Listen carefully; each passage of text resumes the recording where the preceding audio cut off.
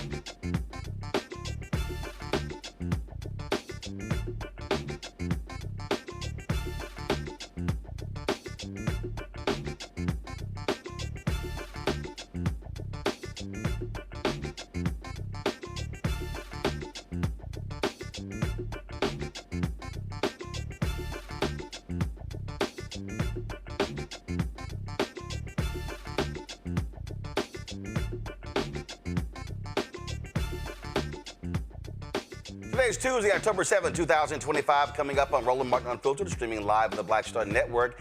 Day 7 of the government shutdown. We will hear from Senate Minority Leader Chuck Schumer about the Democrats' plan to hold the line for American health care.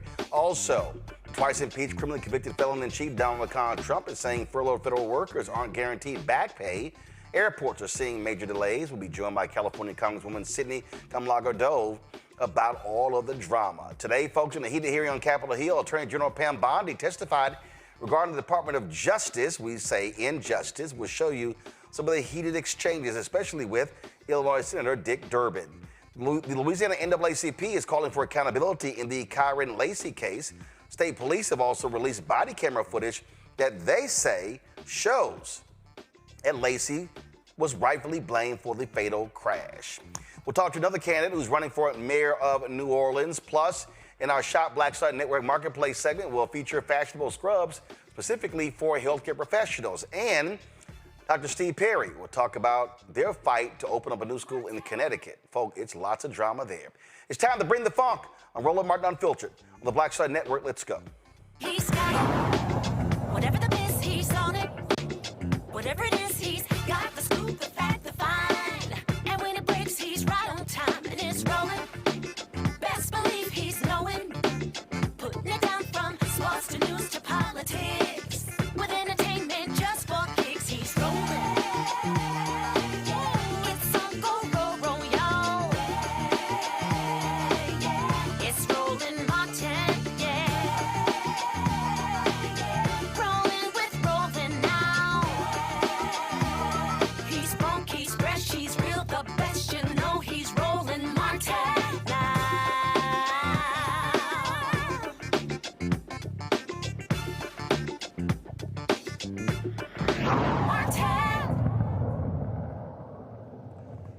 Folks, day 7 of the government shutdown. Today, House Minority Leader Hakeem Jeffries rejected a short-term extension of Obamacare, the Federal Care Act subsidies, as part of efforts to reopen the government. The shutdown is disrupting air travel nationwide. Staffing shortages have led to significant delays at airports. Now, furloughed federal employees may not get back pay when the government reopens. Joining us right now is California Congresswoman Sydney Kamlager-Dove. Glad to have you back on the show. Lots of drama at the Burbank airport. People on planes, and there were no air traffic controllers. How the hell does that happen? I don't know how that happens, but it's happening because we're at day 7 of a government shutdown, completely preventable by Donald J. Trump and his Republican cronies. I have to tell you, I have toured air traffic control towers. These folks have highly stressful jobs. They are under-resourced, understaffed. They need all of our support.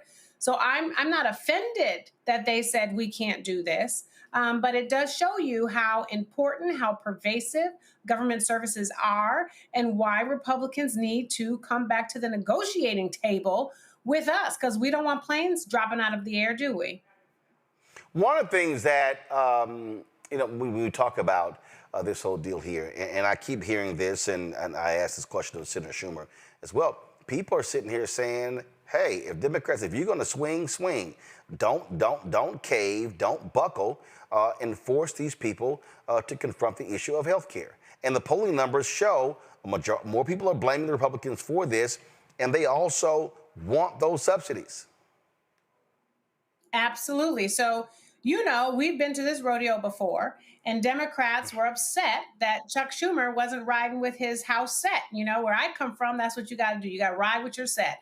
So Democrats in the House said, we are not voting for a clean CR because it is not clean. It is dirty. It is doubling down on the health care cuts that we saw in the big, ugly bill. So we are voting no. Now, if you want to cancel the cuts, then, we're here for this. But they're not willing to do that. And so here we are. I have to say that Medicaid, Medicare is on the table. People are already getting letters from their insurance companies telling them that their premiums are going to double. Deductibles, co-pays are going to double. Donald Trump, because he's so nasty, has already cut WIC and SNAP food assistance for hundreds of thousands of mothers with their new hungry babies. I've got 32,000 mothers and new babies in my district that don't have WIC or SNAP because Donald Trump just decided to be extra cruel while we're in this government shutdown. And when you can have Marjorie Taylor Greene post and say, hey, Mike Johnson, let's start negotiating with Democrats because even my kids' insurance is going to double, then that's when you know that they are full of you-know-what. So, look, We saw last night the vote. We saw the vote in the Senate, the fifth vote there as well. And you've got Trump, and you've got his people who are kind of like, you know what? Who gives a damn?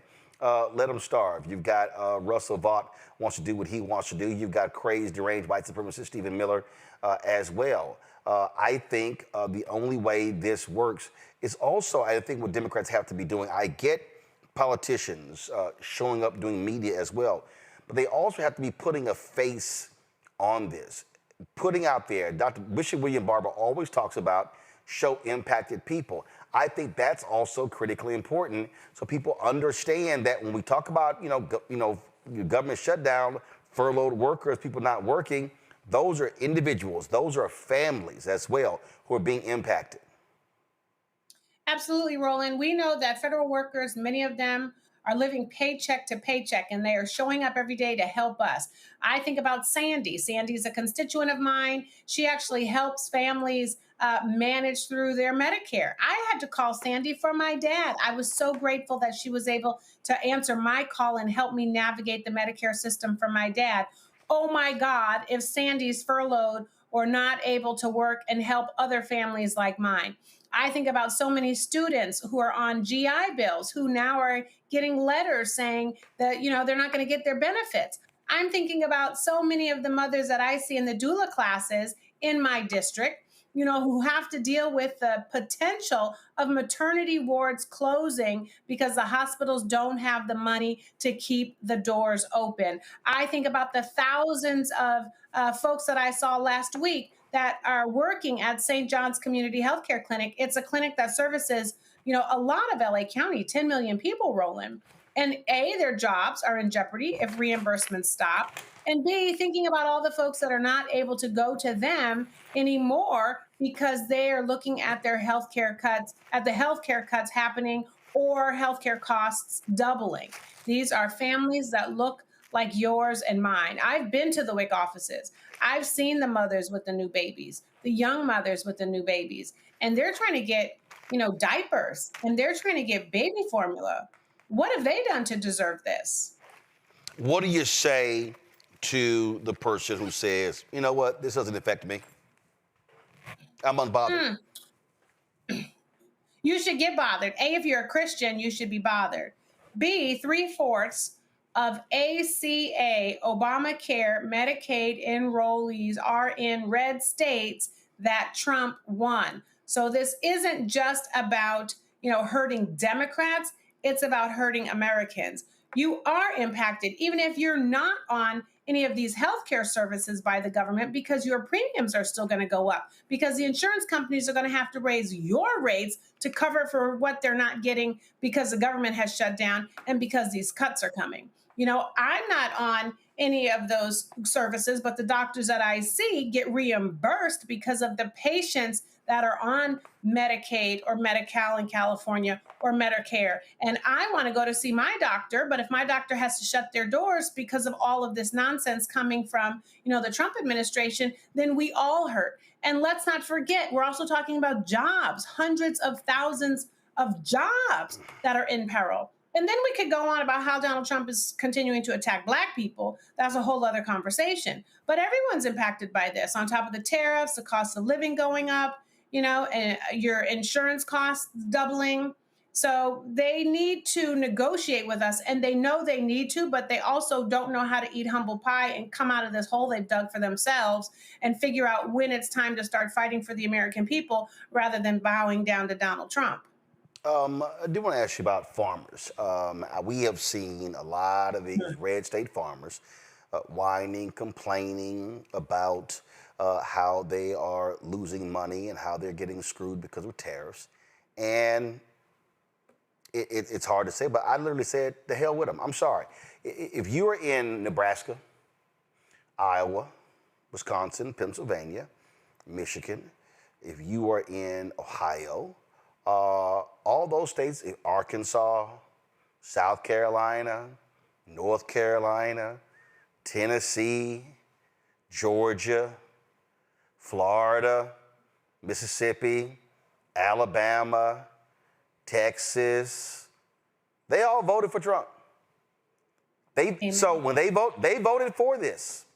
And so what's crazy to me is they want Democrats. Oh, they want Democrats to bail them out. They want Democrats to stand with them.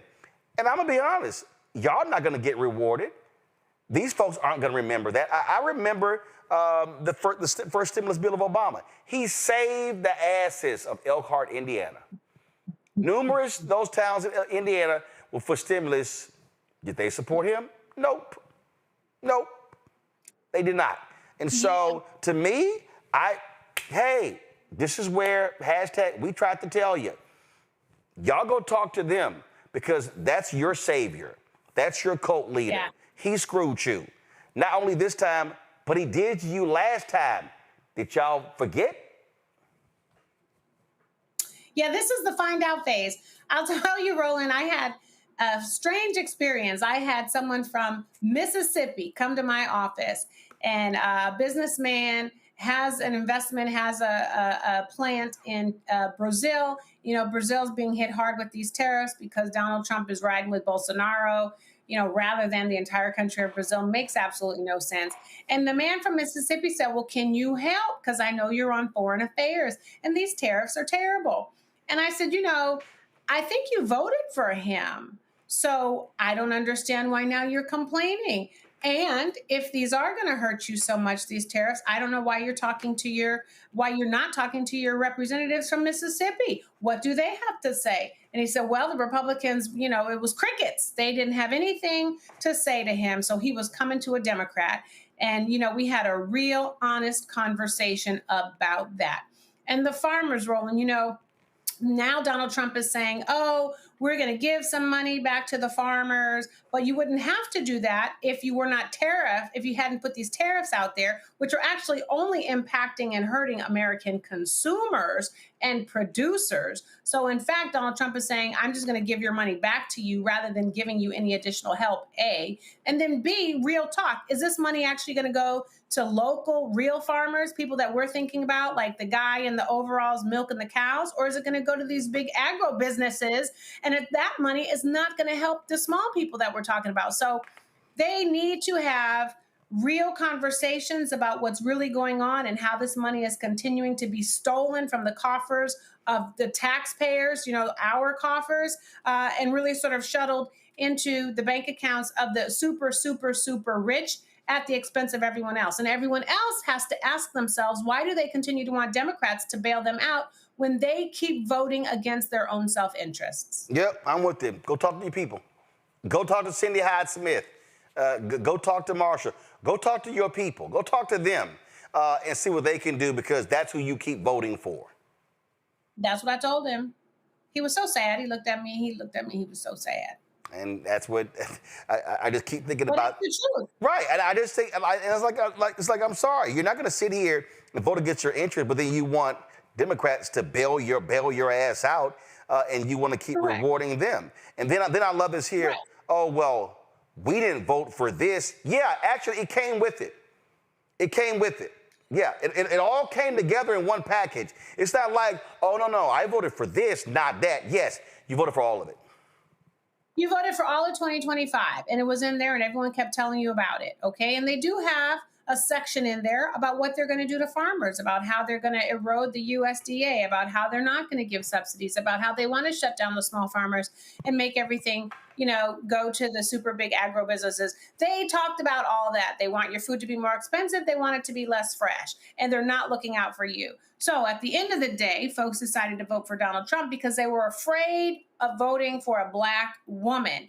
And now here we are in the find out phase, and everything that she predicted would come true is happening in real time. And folks are running to Democrats saying, will you save us? Now, obviously, we're fighting the good fight for the American people, but we have to shade you to help you see the error of your ways and to let you know that no one can stomach this long term. This chaos to the Constitution, to our democracy, to our rights, it's unsustainable, and it's also unnecessary.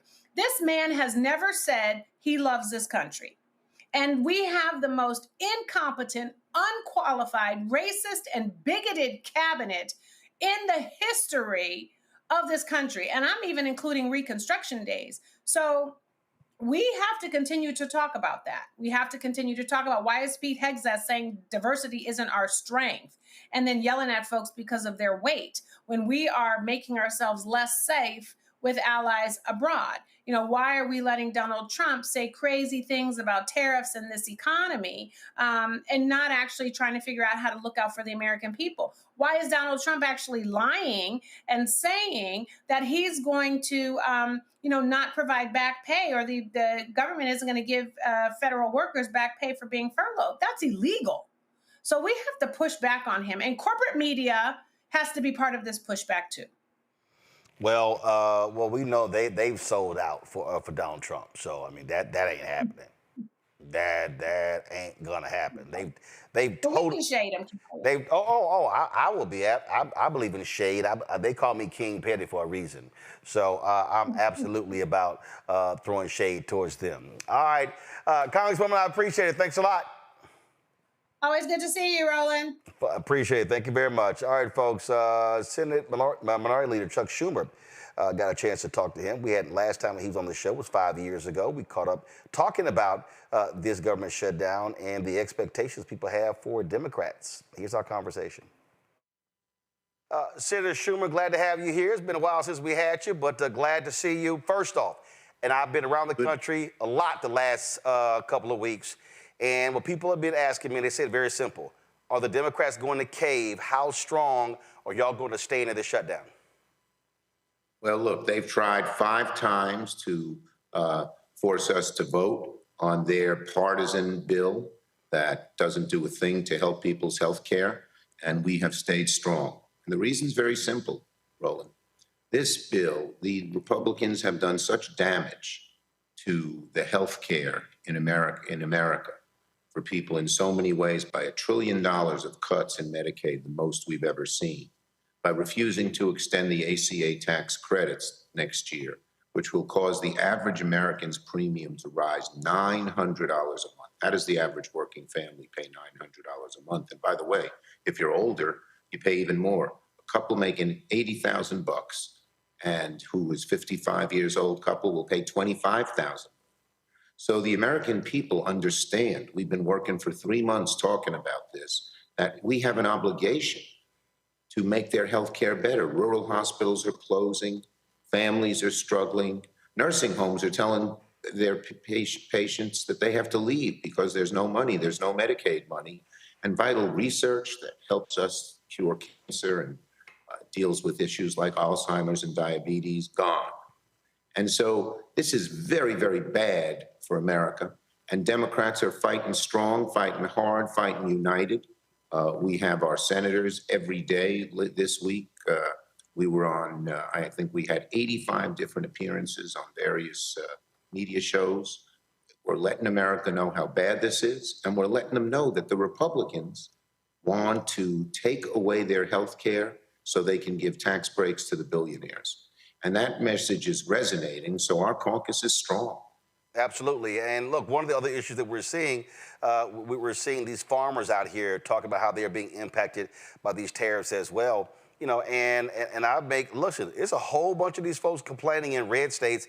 They voted for Trump, and they say, we didn't vote for this. And I'm like, so this is all a part of the same thing. His policies are negatively impacting the American people. And, these farmers, they want Democrats to helpfully bail them out. And I'm sitting there going, go talk to the people you voted for. You got it.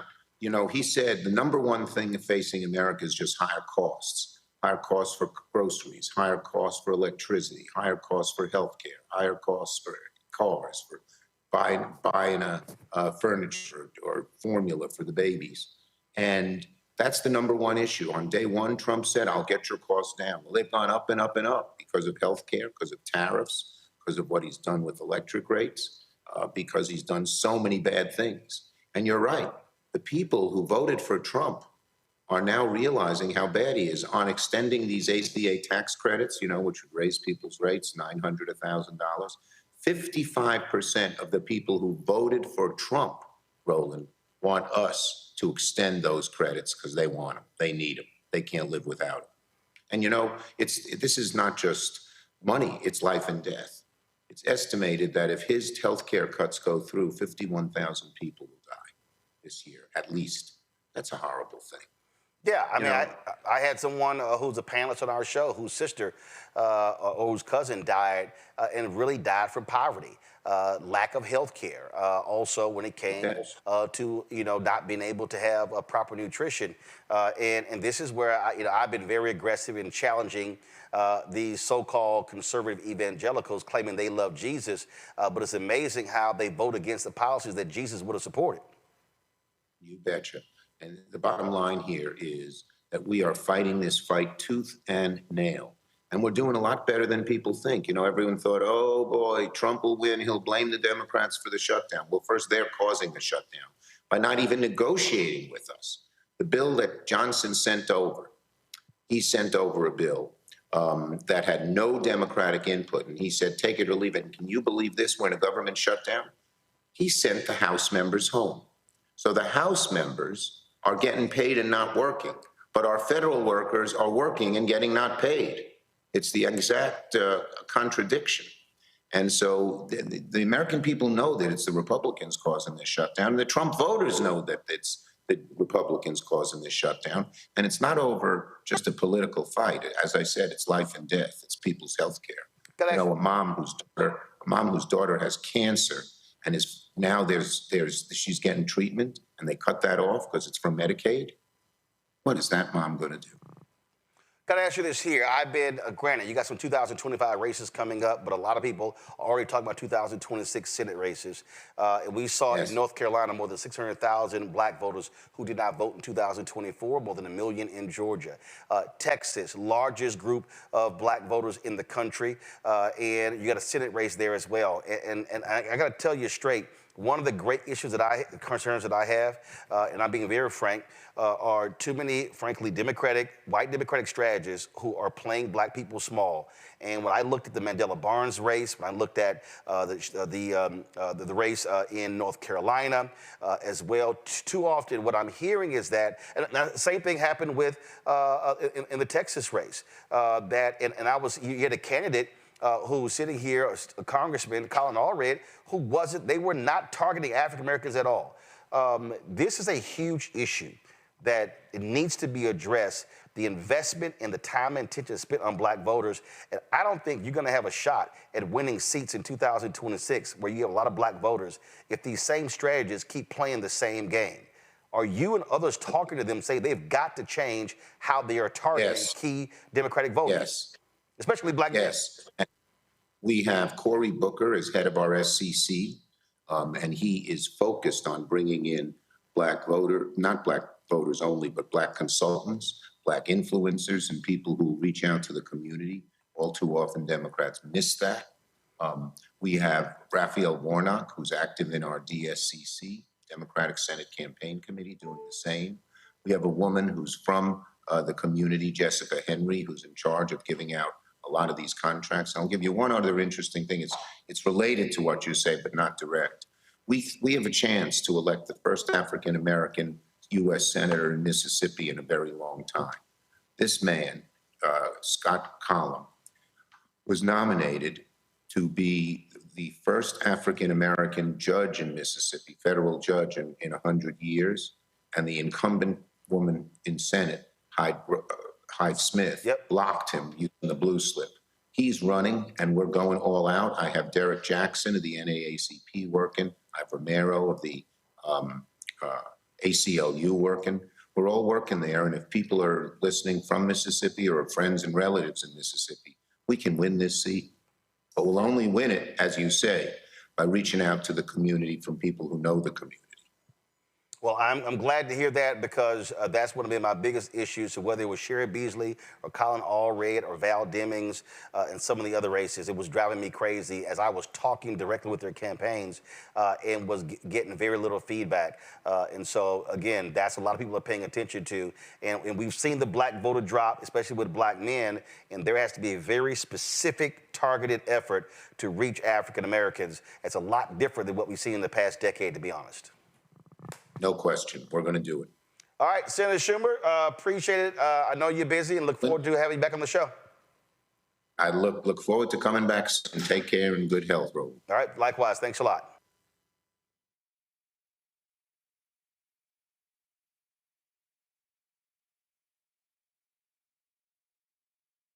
All right, folks, we're going to go to break. We come back. We're going to chat with my panel about that conversation. You're watching Roland Martin Unfiltered on the Black Star Network.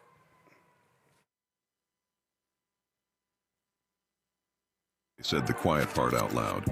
Black votes are a threat, so they erased them. After the Supreme Court gutted the Voting Rights Act in 2013, Republican legislatures moved fast. New voter ID laws, polling place shutdowns, purges of black voters from the rolls. Trump's Justice Department didn't stop it, they joined in. In 2018, his DOJ backed Ohio's voter purge system, a scheme that disproportionately erased black voters. Their goal, erase black votes and political power. Yeah, that happened. These are the kinds of stories that we cover every day on Roland Martin Unfiltered. Subscribe on YouTube and download the Black Star Network app. Support fact-based independent journalism that centers African Americans and the issues that matter to our community.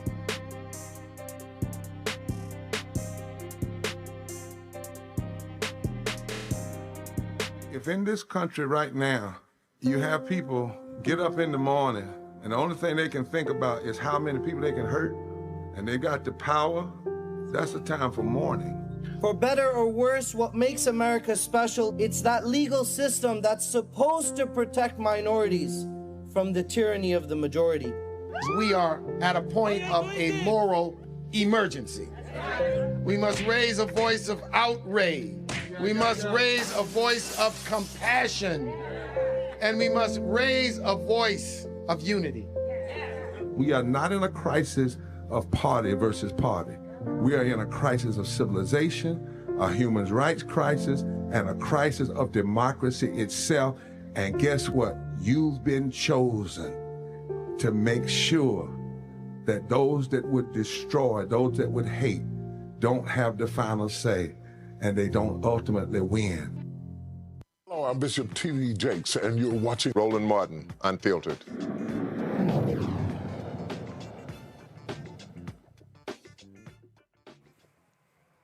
All right, folks, let's bring in my panel. Dr. Mustafa Santiago Ali, former senior advisor for environmental justice, the EPA out of D.C. Randy Bryant, entrepreneur, author, speaker, creator of The Truthing Game, also out of D.C. Joe Richardson, civil rights attorney out of Los Angeles. Glad to have all three of you on the show. Mustafa, I'll start with you. You heard what Senator Schumer there had to say, and also Representative Dove there. Look, Democrats got no choice but to fight, and they cannot afford to buckle at all. No, they can't give 1 inch because we understand that the Republican Party never does. They actually continue to take and take and take. So they've got to stand up. They've got to make sure that they hold in this moment because people are actually counting on them because since they are not in control of either of the three branches of government, this is their moment. This is their moment to actually show folks that they are serious and that the vote that they are trying to garner from them actually will be well protected. So in this moment, we will see if Democrats actually make sure that they have a spine, if they make sure that they stand up for working class folks across our country and our most vulnerable communities. And the truth will be in the pudding, as they say. What has to happen here, Randy, they have to stay on the offensive every single day. He talked about, different media hits. Listen, it has to be around the clock, beginning at 5 a.m., going until midnight. They got to be hitting on all, just pounding away at Republicans. They do. To be honest, I haven't heard enough from Democrats right now. I would like to see more of them in the news. I feel as if the Republicans have become so professional at lying that the rhetoric that the Democrats are responsible for the shutdown is taking hold. And so I really do. I'm like you. I want to see them around the clock talking. And something you mentioned earlier, let American people talk. Show how this shutdown is affecting everyone. I've seen a lot of news about what's happening with the airlines, but people are also already being affected just on their day-to-day lives. So I think we need to highlight that and make it where there's relatable stories. Show the humanity of what's happening behind these votes. And they have to stay strong with this vote. I've never seen a bully conquered by giving up or giving in. And Joe, listen, the air traffic controls is an issue, and you got to highlight stuff like that, because the stuff that impacts regular, ordinary people, that to me has to happen. Right, for sure. Let people understand that at Burbank Airport yesterday, there were no air traffic controllers at some point. And so that's a very practical way that this shutdown is going to affect people. Let these healthcare premiums hit. This is right about the time where where folks are getting notice of what their new premiums are going to be. And they're double to triple in some cases, in more cases than there ought to be. Let that hit. Let that sink in. Let that be the narrative so that people understand the practical effect right now of what it is that's going on. And then it become much more clear, all the more clear and understandable what the Democrats here are fighting for. Because I'm going to tell you this, if they fold and the premiums go up 2 to 3 times, the Republicans are going to find a way to blame the Democrats for it. Now, this whole thing got passed with no Democratic support, the big, beautiful bill and whatnot. And that's what actually did it. But it doesn't matter what's truth and what's not true anymore. Republicans will seize a narrative in a second, make up information, but you can't make up the fact that somebody doesn't have something that they're used to being able to have, whether it's the ability to pay for their health care, the ability to go to work, earn a check every 2 weeks. This first partial check ought to be hitting this week, where people are going to be missing money. And they need to continue to hammer on that narrative and say, this is why that is happening. And this whole, you better bring us back or we're going to get rid of jobs. You've been getting rid of jobs since January 20th. Let folks know that this is what they do and this is what they'll continue to do. And this is why we're fighting. Mustafa, the point I raised with Senator Schumer regarding these 2026 races, I'm dead serious.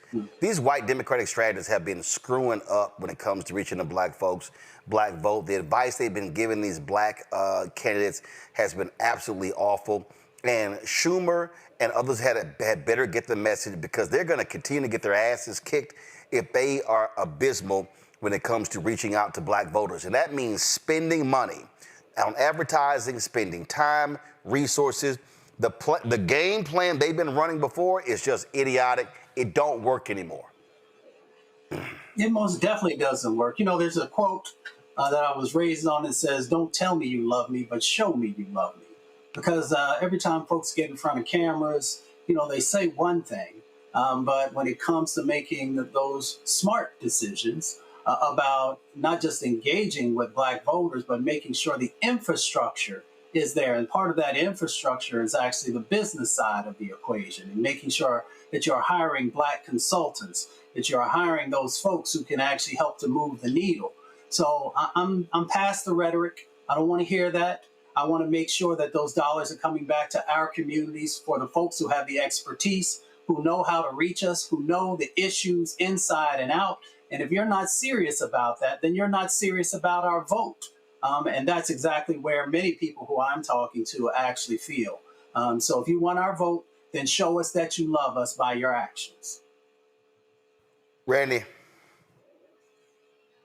It just seems to me that, I was a DEI person. And so, of course, I have to go back to this. I don't understand why they think people who have never really engaged with the black community probably have not even had a black friend, because 3 out of 4 white people do not have a black friend. That's been, proven, that how those people would map out a plan to reach black people. I don't understand why they would think that those people would know what our concerns are. And so it's insane to me that it wouldn't be illogical to them that they would have to have diversity. They would have to have black people on staff to, talk about how they're going to reach black people. It just seems common sense. There is no way that we can stick with the old pattern of hiring these all-white consulting firms to reach out to a very diverse country. And they need to wake up to what this country is now and what the people need. And Joe, I'm going to keep lighting their ass up about it. Yeah, and this time around, the Republicans is at stake, right? It's been at stake and being chipped away at for quite some time. And we all need to collectively and individually hammer them and say, What are you doing? I'm from LA, but today I'm gonna be from Missouri. So you got to show me, what are you actually doing? How are you addressing this? Let me holler at all of you moderate Democrats that decide to jump on the anti-woke train. Let me holler at all y'all, okay? And let me know, so what are you doing, and why am I voting for you, and why am I not supporting you getting primary? You need to show it to us, because the fact of the matter is, the black vote is the reason why Democrats have won office when they have, particularly on the presidential side, et cetera, in the last 40, 50 years. So you better show me something, because otherwise you're going to have a serious problem. All right, folks, going to a break. When we come back, we'll talk with Steve Perry about his battle to open a new school in Connecticut. They are going tooth and nail with politicians there. Folks, you're watching Roland Martin Unfiltered on the Black Star Network. Support the work that we do. Join our Bring the Funk fan club. Your dollars are critically important to our work. If you want to contribute via Cash App, use the Stripe QR code. You see it right here, bottom left-hand corner. PayPal is R Martin Unfiltered. Venmo is RM Unfiltered. Zelle, Roland at RolandSMartin.com. Roland at RolandMartinUnfiltered.com. Check the money order. Make it payable to Roland Martin Unfiltered. P.O. Box 57196, Washington, D.C. 2003 7-0196. Back in a moment. Next on the Black Table with me, Craig Carr. A reminder that there is always more to a story than meets the eye. From book bannings, growing censorship in our classrooms, and the loss of basic human rights, the actual motivations behind those actions and others paint an even more troubling picture than most of us realize. What we need to do is bring this issue front and center to the table, because the alternative is that we'll just go down slow, which is no way to go down. Master historian and educator Dr. Gerald Horne joins us again, and we take a deep dive into the truths behind the headlines of the day and how we might be able to turn the tide. That's on the next Black Table here on the Black Star Network. Hello, I'm Isaac Hayes III, founder and CEO of Fanbase, and I'm here with a very important message. We are at a turning point in the Black community where we must have equity in the apps we use that scale to billions of dollars. But this time, we own the infrastructure, we own the culture, and we shape the future. And Fanbase is the future. Fanbase combines the free functionality of Instagram, TikTok, and YouTube into an all-in-one platform built for the evolution of social media and monetization. With over 1.4 million users, that's real proof that we are shifting the conversation of tech ownership and equity for creators. So right now, I want you to go to startengine.com/fanbase and invest today. The minimum to invest is $399. That gets you 60 shares of stock in Fanbase at $665 a share. This marks a turning point in Black ownership of social media. If we don't take this opportunity to own social media right now, we will always be customers to our own creations. And that can't go on. So once again, go to startengine.com/fanbase and invest today. We must own the platforms where our voices live, our stories matter, and where our culture drives the world. Thank you.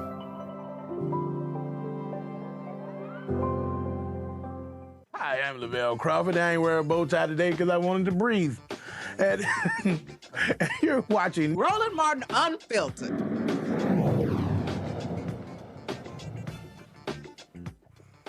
Folks, we talk about education in this country. We know it absolutely matters. And what we have seen have been highly successful charter schools that, frankly, should get an opportunity, in my estimation, to do more. But what happens when you have politicians who are hell-bent on stopping that from happening? That's what That's what Dr. Steve Perry is dealing with his charter school network. He is battling in the state of Connecticut. He joins us right now. Steve, glad to have you back on the show. Explain to people what the heck is going on there with you trying to educate more of our children. Thank you so much, Roland. I deeply appreciate this opportunity. You got me at a truck stop. I'm coming back from my schools in Harlem and the Bronx, going back to Connecticut. But the state is breaking the law.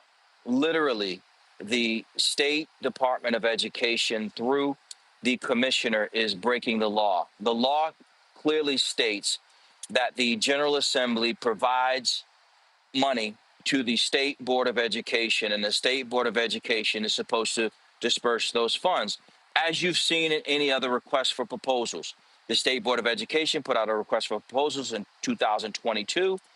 They said they want to see who could operate more charter schools in the state of Connecticut. We put in a request for proposal. We answered the request for proposal. We were chosen as the number one school, But through some backdoor dealings and skullduggery, they thought that they were taking capital prep out of the budget.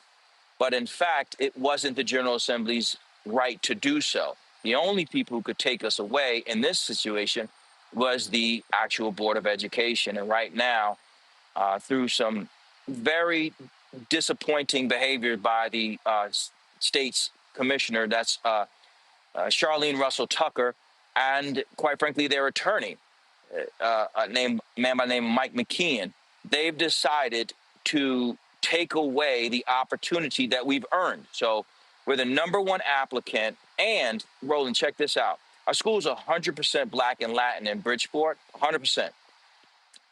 We had the number one high school in the state of Connecticut for preparing children for four-year colleges. So we had the number one application, and we have the number one performing high school by way of preparing children for college. So we got justification on top of justification. They've broken the law, and they know they've broken the law. And I have the receipts to show that they have. So tomorrow there is a public hearing in Connecticut again, where they're going to announce that they didn't break the law. So here's something really interesting, Roland. The State Department of Education's attorney, his name is Mike McKeon, wrote a letter in part with the governor's office. They didn't mention that it was he who had written the letter. He used that as the foundation for his judgment to say that he, in his role now as the state education's department's attorney, has decided that he didn't break the law. So he said that he didn't break the law. And we're asking the State Board of Education to say, enough is enough. This school deserves to open. The school would serve all children. But the problem in Connecticut, like so many other states, is there's such a disparity between the performance of Black children and white children. In this particular town, which is a town called Middletown, Connecticut, my actual hometown, Roland. So the percentage of Black children are reading below grade level twice as that of white kids. I'm sorry, go ahead. So I'm confused here. You're number one. So this isn't like the number 4 or 5 ranked saying, hey, this is unfair. You're number one. Yeah. What the hell is the rationale? And this is what I have always said. And I've been very clear. And when I launched school choice is the Black choice, I said point blank that if there are traditional public schools that are killing it, study, replicate it. If there are charter schools killing it, they should have an opportunity to expand. If there are traditional schools that suck, gotta go. And if there are charter schools that suck, they gotta go. So what I don't understand is, and go to my iPad, Charlene Russell Tucker, the education commissioner, that's a Black woman. So this Black woman is fighting a charter school that is successfully educating Black and Latino kids. Because here's where it gets really goofy, Roland. So the state senator from one of the towns that this school would draw from is a woman by the name of Jan Hockadell. That's important to understand. Jan Hockadell is a state senator and the president of the state's teachers union. I want to repeat that again. You just can't make this stuff up. Jan Hockadell is the president of the state's teachers union, and she's also a state senator, and she went into the budget with the Senate Pro Tem, Marty Looney, and they decided that they were going to pull capital prep out of the budget. But here's the problem, Roland. They don't have the authority to do so. The law says that the General Assembly gives the money to the State Board of Education, who then offers grants. And those, if there's two or more schools, one or more schools approved in the same year, but they're awaiting funding and there's not enough money, then the State Board of Education is supposed to select which school is funded first. We're the number one applicant. We're number one. And we're number one in terms of in our other school in terms of overall performance and preparation for college. In fact, Roland, our school in Bridgeport, Capital Prep Harbor, 100% of our children have been accepted to four-year colleges, not just for the past 10 years from that school, but that school already had 100% acceptance at the end of August. So you have a school founded by Black and Latin people that's serving Black and Latin people, that's outperforming the wealthiest, whitest schools in the state and some of the wealthiest, whitest schools in the United States of America. And Charlene Russell Tucker, a woman who's never worked in a K-12 school, never. She is not a certified teacher. She's not a certified administrator. She has no certifications ever, nothing. So she has allowed herself to be put out there as a puppet of the teachers union. Now, here's the second part of this. The vice chair of the State Board of Education, a woman by the name of Erin Bynum, she's also a local president of the teachers union. So you have a state senator, president of the teachers union. You have the board co-chair, who's the president of a local teachers union, combining to create a logjam. And here's where the problem lies, Roland. That's you breaking the law. It's not even whether you like me or don't like me, or you like our schools or you don't like our schools, you like charter schools, you don't like charter schools. The law clearly states that the state General Assembly gives money to the State Board of Education to disperse for grants for charter schools. Now, Roland, you've seen requests for proposals or RFPs all over the country, right? They're scored, right? That's what they do, right? A department puts out an RFP. Either the highest score or the lowest bidder is awarded the contract. It's just simple. That's what should happen here, but it's not what is happening. And for them, the most important thing to happen is for them to keep this under wraps so people don't see. The last thing that Russell Tucker wants, and right now, even the governor, Roland, I'm fighting the governor. So there's a Democratic governor, a Black woman who's the state commissioner, and I'm fighting them. So you mentioned in our community. So you mentioned Charlene Russell Tucker. Who was the person you said was the vice? Who was the number two? Hold on. So the vice chair is a woman by the name of Erin Bynum. Erin Bynum was, watch this, Roland. Erin Bynum was the teachers union president in Meriden, Connecticut. Erin Bynum. So go to my iPad. This right here is Erin Bynum. Y'all, this is who she is. This is her right here. And the state rep you're talking about, this is her right here, Jan Hockadale, the deputy majority leader. Both teachers unions presidents, both from Meriden. You know who else was from Meriden? The former Secretary of Education. And so these people together are working, not the secretary, former secretary, but I'm saying that they're all from the same town. They're being allowed to stop a school, but more important than stopping a school, they're breaking the law.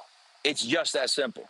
So we sat down, Roland, I'm gonna tell you the whole truth. So back in last fall, we found out that they were breaking the law. So I called the commissioner. I called her. And Roland, she has said to me, you know, you've done these things too with people. People say, hey, Roland, you ever got a problem with me? You just call me. Just call me. Don't go around me. So I called her. I said, hey, Commissioner Russell Tucker, I just want to point something out to you. I think y'all broke the law. And she said, well, what are you talking about? I said, it says here that the State Board of Education is supposed to select which school is funded first, not the General Assembly. You're the State Board of Education. So you're supposed to choose, not the General Assembly. She said, we've never done it that way before. I said, sis, look, I don't think you should say that too many more times because you really are breaking the law, and I don't want that to happen for you. So she says, well, you know, no one's ever said this to me. No one's ever shown me. We've just never done it this way. I said, sis, listen, here's what I'm saying to you. Please, we have a really elegant solution. The money's in the budget. It's really easy to solve this problem. Just put us on the board agenda, follow the law, and approve the school, because the school's already been selected as the #1 applicant. So you already did that. You picked us #1. You sent us over to the General Assembly as #1. They did some backdoor stuff, said that they're not going to fund us, but they put money in there for a charter school, which has to go to the #1 school. Regardless of what they say, it has to go to the #1 school. She said, you know what? I got you. Let's see what we can do. I'll work with you. I got the text messages to prove it. Like you do, I keep the text messages, right? And so when we start talking again, she got a whole new attitude. What we found, we did a FOIA. She had been talking to those two, Jan Hockadell, the state senator and union president. Like we have the FOIA, she was communicating with them. Yep, that one right there. And we know that she was communicating with another person. This is a union shill. His name is Matt Lesser. And the two of them got A ratings by the teachers union. And the last thing that they want is my black behind to open another school in this state. They don't care that we're educating children. They don't care that we're taking children who are 2, 3, 4, 5 grade levels behind and putting them in college by the time they're seniors. They don't care about that. What they care about is they want to stop, me in particular, but us in general, even if it means they're going to stop creating opportunities for children. Let me tell you something, Roland, that Aaron Bynum, the vice chair, said. So we were in a meeting recently, we were in a hearing recently, and she said to me, what happens if the kids don't want to go to college? I said, okay, you hold on one second. You said, hold on, Steve. You said they were talking with Matt Lesser, another state senator? Yeah, Matt. Yeah. Matt okay, Lesser. All right, go to my iPad. All right. Matt Lesser, I'm going to tell you a story about Matt Lesser. But she said, well, what if they don't want to go to college? I said, the name of the school is Capital Preparatory School, like we're a prep school. If we were a Votech school, then you would ask that question. I said, but what you don't ask is these wealthy white schools whether or not the kids don't want to go to college. This is the mindset, brother. They don't care about our children. This is straight garden variety, embarrassing, grotesque politics. Matt Lesser, who you see right there, started to claim that he was Latin in order to get into the Black and Puerto Rican caucus. You can't make this stuff up. You just can't make it up. Straight culture vulture. So, yeah, really. Questions from the panel. Joe, I'll start with you. Well, brother, I appreciate what you're doing. You've been doing it a long time. But talk about, if you can, if this is something that you often see, the folks that are supposed to be, when it comes to this, it seems to me it's important to make the point that this is not necessarily just a Democrat-Republican thing. Anyone who's establishment and is entitled can, try to muscle out someone who's earned a place, who's earned a right. We know what you've done from a career standpoint. We know what you've done in other places. And then you come in #1, and the quote liberals, the quote, pro-teacher union folks are trying to rub you out. Is this something that you see often? And what does this say about just the challenges that you face in terms of delivering this incredible service of high expectation and high achievement to Black and brown children? The single most consistent obstacle to us, to our operation, is the Democratic Party, most specifically liberals. And it doesn't matter what color. It just doesn't. Wow. It just doesn't. And now, let's be clear. I'm not saying that the Republicans are on our side. I'm just telling you that in a state where the governor is a Democrat, where the state senators from this district are Democrats, and where we have proven ourselves. I didn't say this, Roland, earlier. Capital Prep in Bridgeport serves 100% Black and Latin children, but I didn't tell you this, almost 70% poor. We're one of the poorest, blackest schools in the state, and we are preparing children for college at a rate higher than every other high school in the entire state. That's not my opinion. That's based upon the state's own assessment. That's them. I didn't say that. That's them. I couldn't say it if it wasn't so. It's called Next Gen data. And so they put together all the parts. That means our kids are taking college classes while still in high school. We have an 8th grader taking college classes who's 13 years old.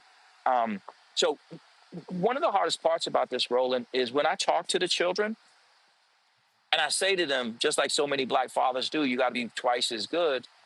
And then they say back to me, but Dr. Perry, we're number one. What happens even when you're number one and people are supposed to be on your side don't share the support? Because that's really what's happening here. It's so important that we understand I'm not coming with hat in hand saying, please, will you give us a shot? We've been sending kids to college at a rate of 100% for 20 years. People act like that's a thing, like that ain't no thing. 100% of our Latin children graduated from high school last year. 97% of our black children graduated in 4 years last year. This is from our school in Bridgeport. And 100% of our special needs children graduated. And all of those were accepted to four-year colleges, every single one. So if all the black children, all the Latin children, and all the special needs kids had gone to one of our schools, all of them would have graduated last year. Explain to me how anybody could call themselves an educator or even somebody who cares about black and Latin children and stand in the way of anyone who's doing that, anyone at all. Show me an example. Like, how can you dare say that you care about our children, yet you're standing in the way of a proven commodity? Proven. We're not some project that you need to take a look at. We're in the game. And for the record, there's no long line of people who want to do this work. There's no long line. There's a teacher shortage, so you know damn well there's a founder shortage. Steve, before I go to Randy with a question, you said that you also are fighting the governor. Go to my iPad, Anthony. Governor Ned Lamont. Explain that. Governor Ned Lamont has, for reasons that are beyond my comprehension, allowed himself to be put in the middle of something he really ain't got no problem, no business doing. He's going to struggle right now to win his re-election campaign. He is not someone who has deep connections to the black community, not at all. And we're right now organizing black people from the biggest cities in the state, black pastors, black imams, parents, and community leaders. He doesn't need this smoke. He really doesn't. He's going to face, even in his party, a very likely primary. Got it. And he's a very, very wealthy man, and he was able to self-fund his campaign. But in this state that claims to be blue, I look around here and see a whole bunch of Trump signs. I mean, they're everywhere. So why would he jump in the middle? So what he's allowed himself to do is to weigh in on something that he didn't need to weigh in on. He said basically, you're going to laugh at this one. While the law says what it says, what they're attempting to do is to quote a former state legislator who had an opinion that never made its way to the law, like just floor debate. So they're saying that the floor debate means more than the actual voted upon law. All right, so here's the deal. I'm running out of time. I got the candidate for New Orleans mayor coming up next, Randy Mustafa. Quick question, quick answer. Randy, go. Dr. Perry, just thank you for all that you do to help our kids. Quick question. I need a quick question. My guest is waiting.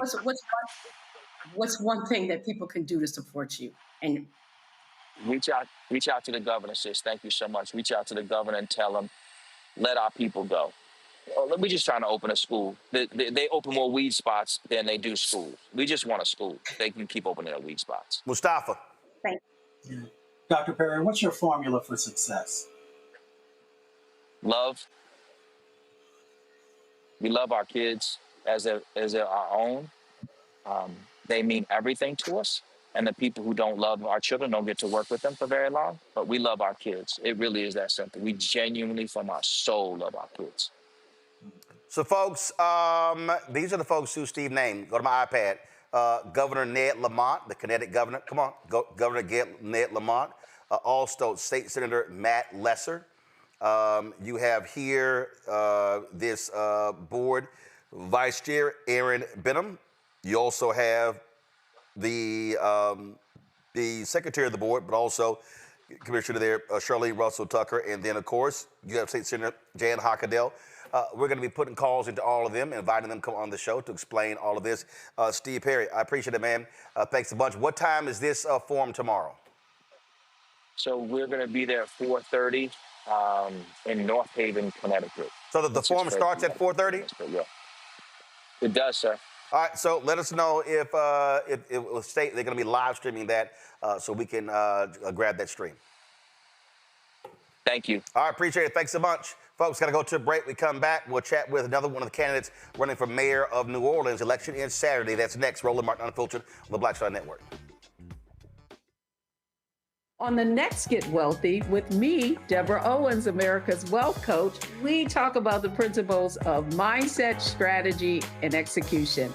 This week, we're adding a fourth, faith. You're going to hear from a mother and daughter duo who are helping thousands of Black women build wealth, all through their faith. You are more than you can ever imagine. Not just obtaining things to show that, but seeing yourself. Making your faith work for you. That's right here on Get Wealthy, only on Black Star Network.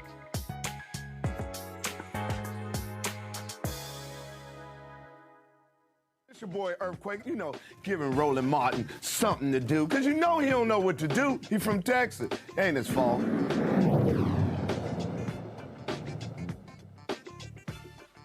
Folks, Saturday is the mayoral election in New Orleans, and there are a number of candidates who are running. It has been an extremely active early voting period, as you've seen a lot of folks turning out in early voting. But again, now it all comes down to who can turn the voters out on Saturday. Yesterday, we featured City Council member Oliver Thomas. He is one of the top three candidates who's running. City Council Vice President Helena Marino also there, but Louisiana State Senator Royce Duplessis is also in the top three. He joins us right now. I'm glad to have you on the show. First and foremost, what is your main priority if you are elected mayor of New Orleans?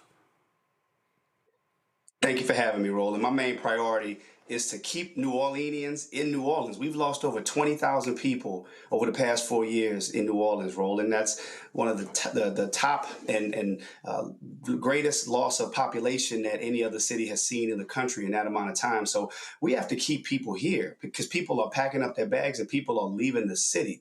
So, if we continue down this trend, we won't have the city that we know and that we love. So it's about prioritizing the people who are here. And while we can still have all of the festivals and the events to keep people coming from around the world, the people who live here and who pay taxes here, who are from here, don't need to feel secondary to visitors and tourists. Okay, but so you want to keep them there? How?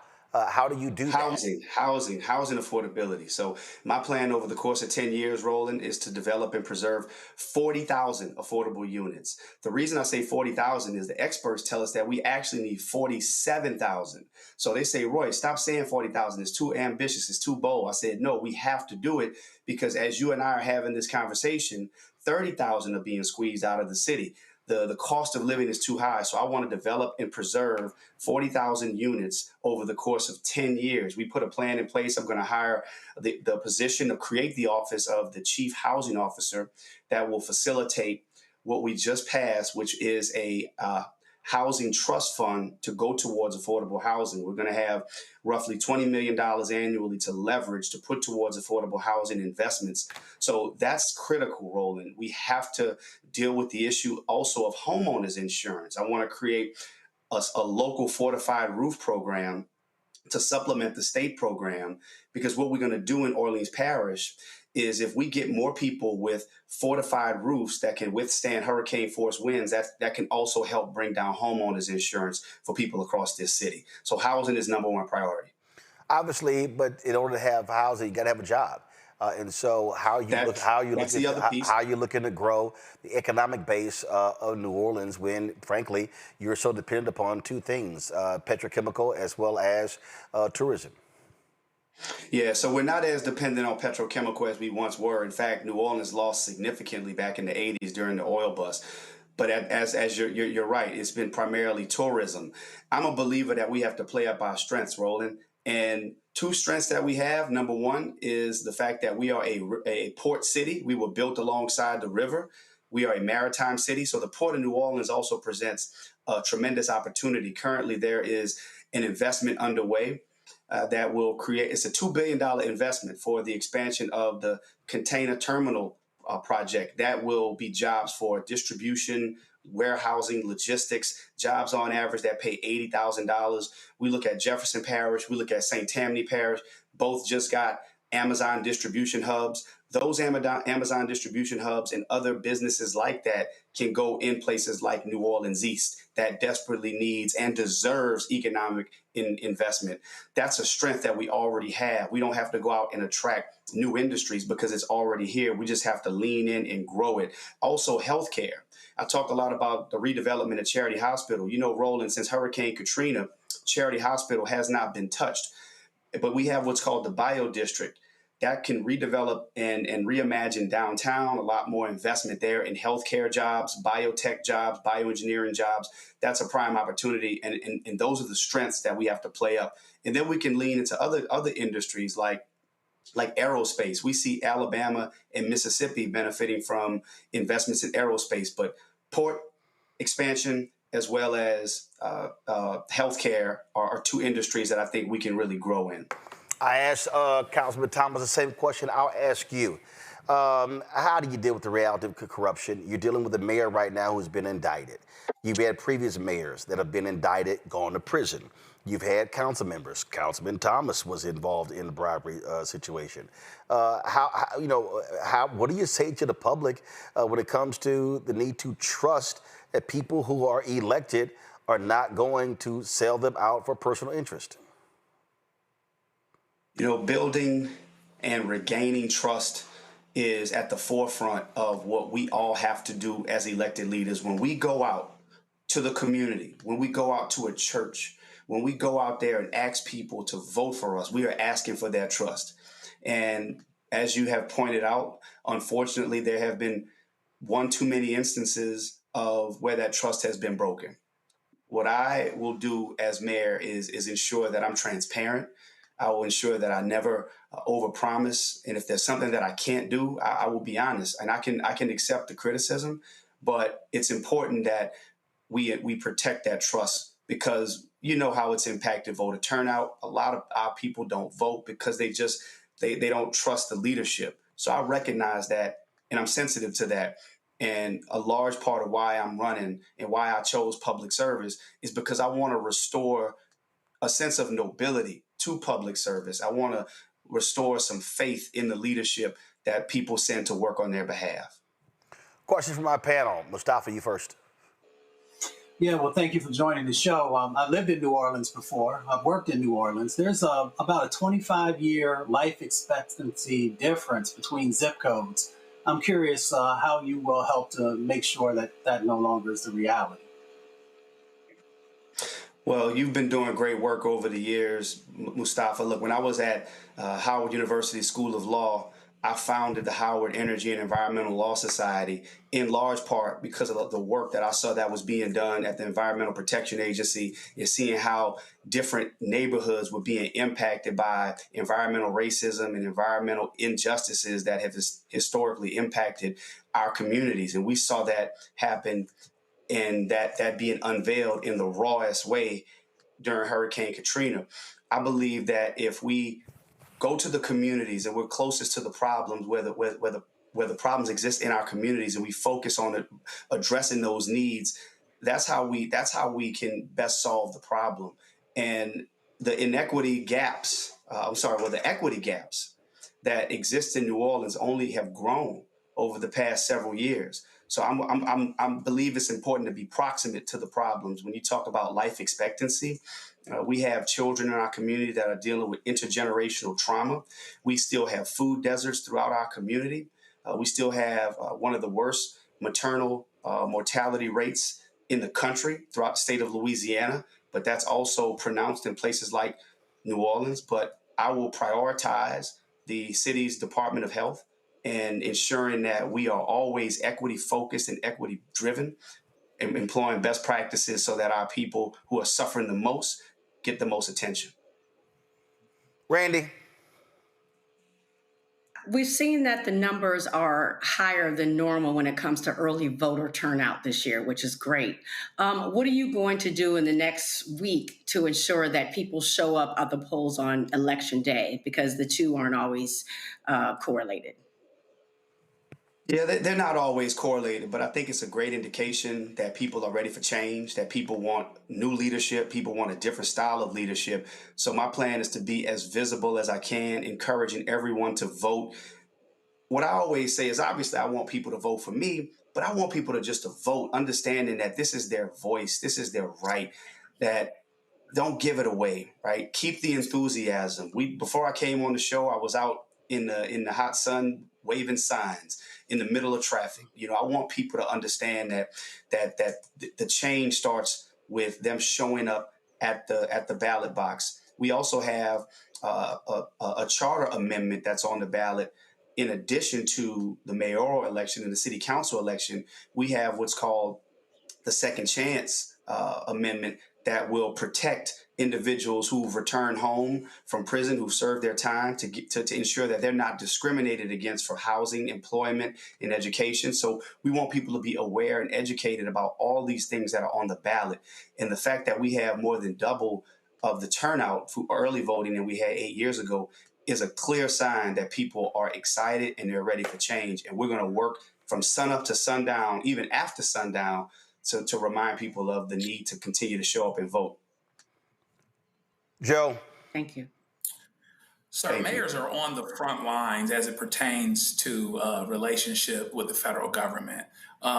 Ideally, they would be a positive relationship. There's a lot of opportunity for collaboration, et cetera, moving towards common goals. But you know what we're dealing with in Washington and what mayors are seeing. Tell me how you would deal with Washington, D.C. Stepping in areas that they shouldn't, trying to provoke and pull things down on cities that are inconsistent with the city's growth, with the city's health, et cetera. Take us through that and what you'd see there. Thank you. So I currently serve in the Louisiana Senate, and the Louisiana legislature is basically a microcosm, and it's very similar to what we're seeing up in Washington in terms of this current administration and the MAGA agenda. It's fully in play. So I've had to navigate a very hostile climate and stand up and defend the city of New Orleans, protect the city of New Orleans, advocate on behalf of the city of New Orleans. What we're seeing play out throughout the country in majority Black cities, cities that have Black leadership, cities that are majority Democrat. Right here in the city of New Orleans, y'all probably aware that the governor requested 1,000 troops, federal guard troops, to be deployed throughout Louisiana, but only in New Orleans, Baton Rouge, and Shreveport. So what I would say to the governor, and what I have said to the governor, and what I will say to the president, is that we welcome support. We want support. But the way that we want support is you ask us how we can best serve our communities. Los Angeles spent $120 million on federal troops. Do you know what we can do with that kind of money? Investing in the New Orleans Recreation Department, investing into the housing developments that I'm talking about, investing into economic development and job opportunities for young people. We know how to solve crime in our communities. And while we've had a recent spike over the past few days, crime is down in the city of New Orleans. But we know that this is a larger play that has nothing to do with crime. It's about power. It's about trying to show force of militarization in cities. We want to employ community policing throughout the city of New Orleans so that the people in New Orleans know who's patrolling their neighborhoods, not unnamed federal guards that are patrolling neighborhoods. So I would want to continue to have that conversation with this administration, but it unfortunately is going in a direction that it shouldn't be, and I'll have to stand up and defend my city. I'll ask this here. You've got your current and former member of Congress, Cedric Richmond, Troy Carter. Both of them are endorsing Helen Moreno. And so I've heard from people that say, hey, that Black politics in New Orleans is split. Some say, hey, who cares? We don't necessarily need a Black mayor of New Orleans. What do you say to folks who say that, who others believe that it's critically important to continue Black leadership as the mayor of New Orleans? Well, the first thing is that I say everybody has a right to endorse who they want to endorse. But of the list of people that you named, they don't speak for the entire black community. So let me say that there. And I'm proud to say that I have a ton of black leadership support from Congressman Cleo Fields, strongly endorsed. From Congressman Fields, I have the endorsement of former Mayor Sidney Badalamy. I have the endorsement of the first black Chief Justice of the Louisiana Supreme Court, Burnett Johnson, who I used to work for and is my mentor. But outside of that, I'm proud to say that I have a plethora of endorsements from black leadership in the city of New Orleans.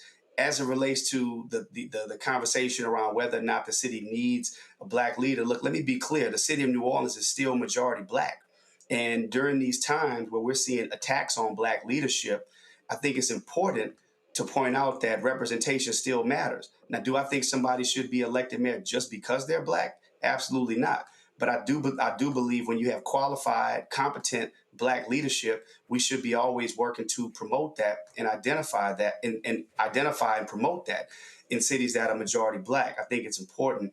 And with that said, everybody has their choice. But I think in these times, we need to be cognizant of what is going on throughout this country.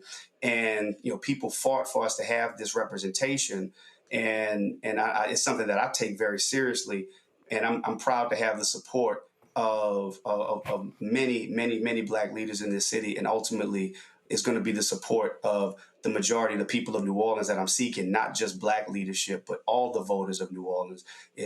I'm seeking their support. All right, Senator Royce Duplessis, we appreciate it. Good luck on Saturday. Thank you.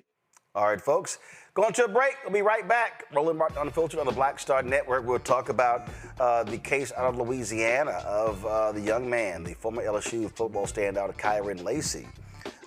With NAACP there wants action of the legislature. We'll talk about that.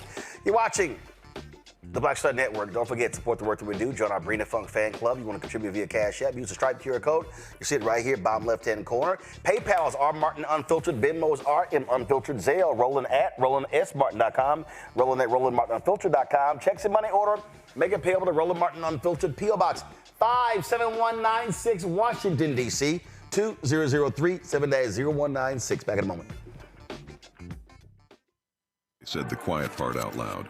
Black votes are a threat, so they erased them. After the Supreme Court gutted the Voting Rights Act in 2013, Republican legislatures moved fast. New voter ID laws, polling place shutdowns, purges of black voters from the rolls. Trump's Justice Department didn't stop it, they joined in. In 2018, his DOJ backed Ohio's voter purge system, a scheme that disproportionately erased black voters. Their goal, erase black votes and political power. Yeah, that happened. These are the kinds of stories that we cover every day on Roland Martin Unfiltered. Subscribe on YouTube and download the Black Star Network app. Support fact-based independent journalism that centers African Americans and the issues that matter to our community.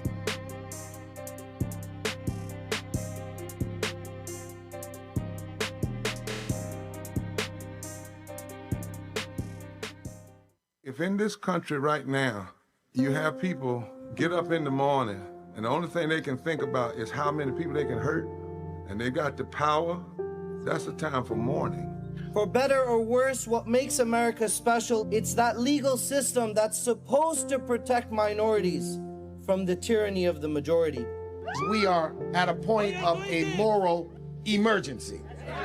We must raise a voice of outrage. We must raise a voice of compassion. And we must raise a voice of unity. We are not in a crisis of party versus party. We are in a crisis of civilization, a human rights crisis, and a crisis of democracy itself. And guess what? You've been chosen to make sure that those that would destroy, those that would hate, don't have the final say, and they don't ultimately win. Hey, what's up, everybody? It's Godfrey, the funniest dude on the planet. And you're watching Roland Martin Unfiltered.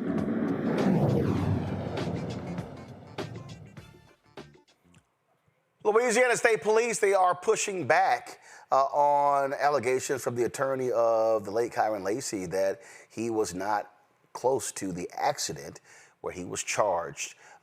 They have, this is first of all, they put this video out because on Friday, his attorney said that Kyren Lacy had nothing to do with this. Folks have been calling for a local federal investigation as well.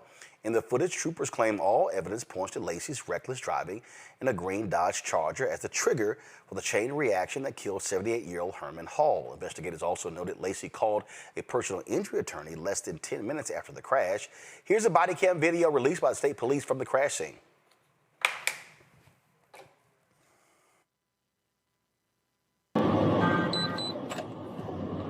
That's a very hard dispatcher. We have a weapons incident, Circle K, 7th Monroe.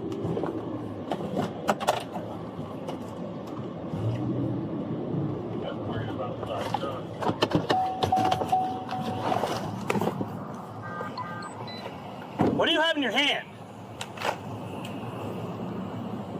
Show me your hands. Region 2, be advised, we got total road blockage on LA 20.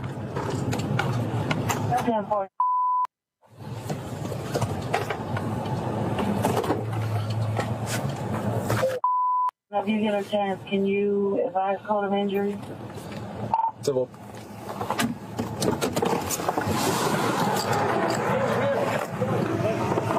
The natural instinct to turn and then she had no head on. Did you see the green Charger flying that way? A green Charger that going that way?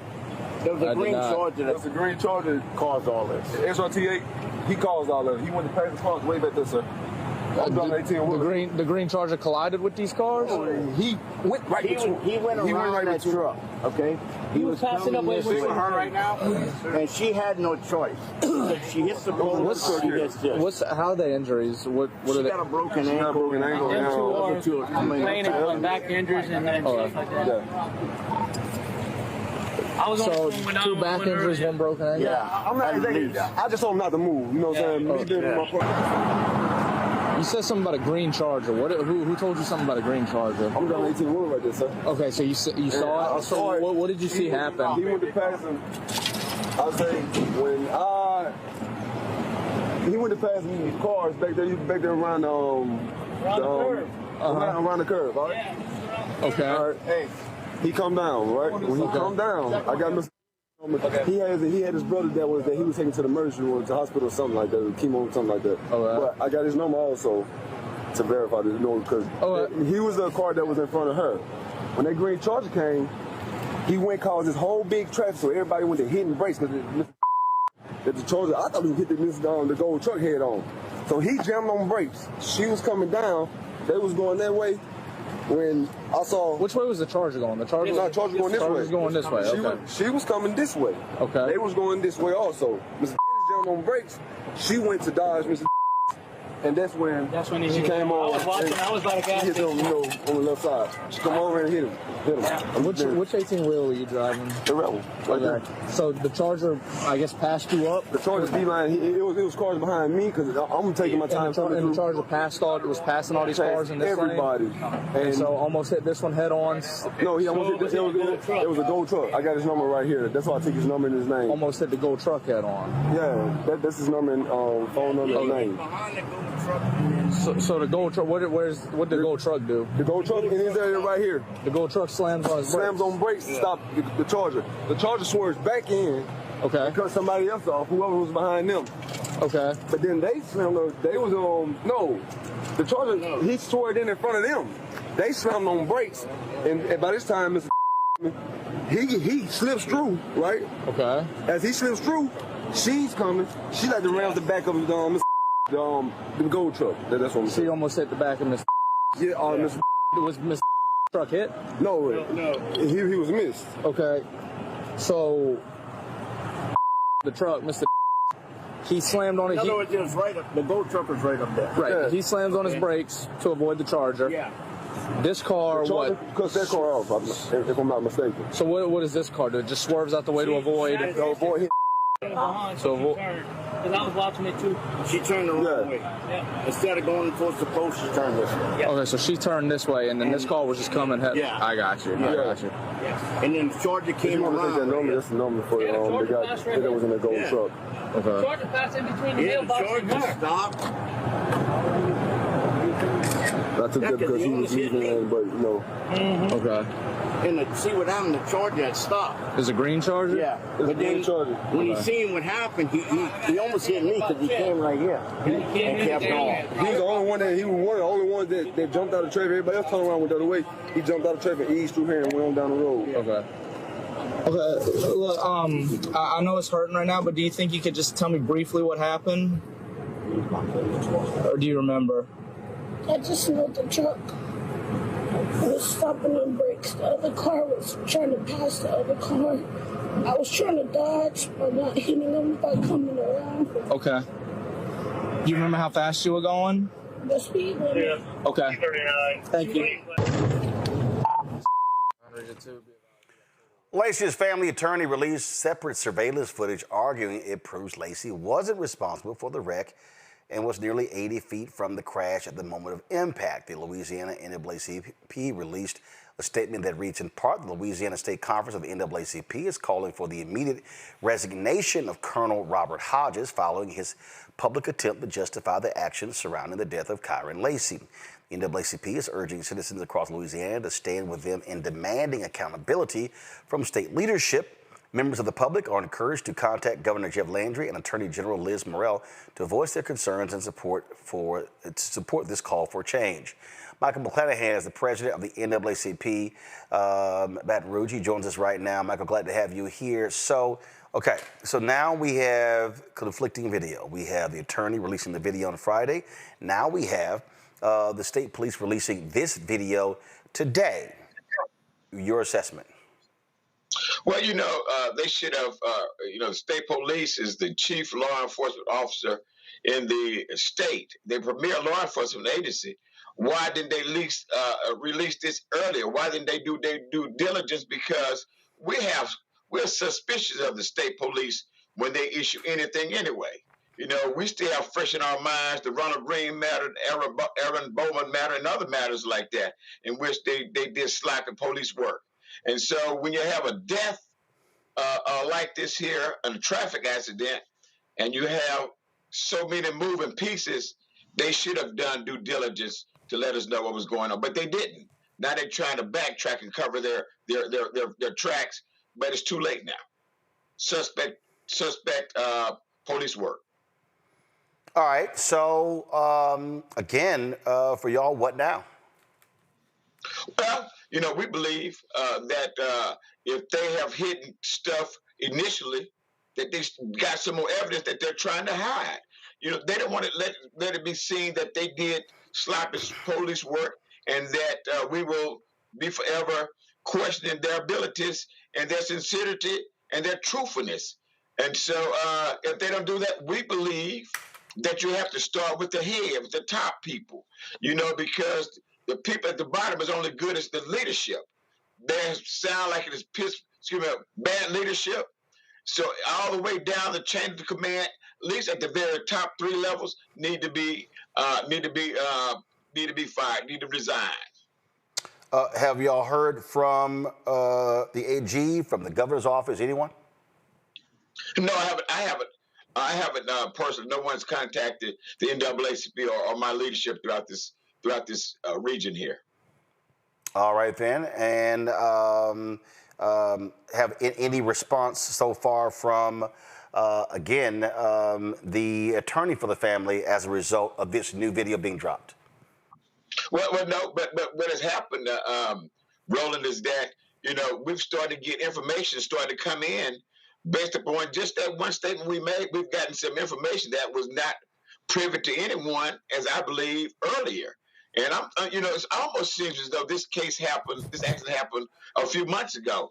This accident happened a few minutes ago, some while ago. And so to get information that we got coming in, clearly somebody hasn't done their due diligence. And so this is a wake-up call. This is a wake-up call for people in the state of Louisiana. If you want justice, if you want to be heard, you have to bring what you got to the forefront.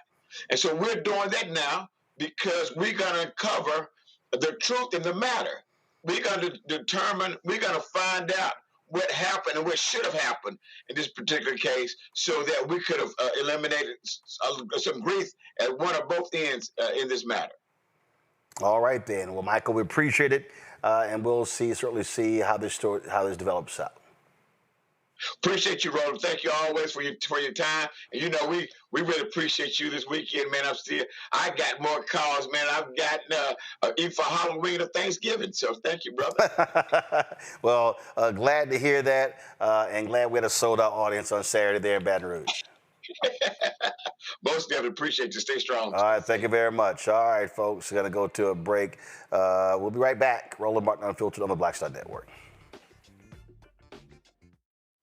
On the next Get Wealthy with me, Deborah Owens, America's Wealth Coach, we talk about the principles of mindset, strategy, and execution. This week, we're adding a fourth, faith. You're going to hear from a mother and daughter duo who are helping thousands of Black women build wealth, all through their faith. You are more than you can ever imagine.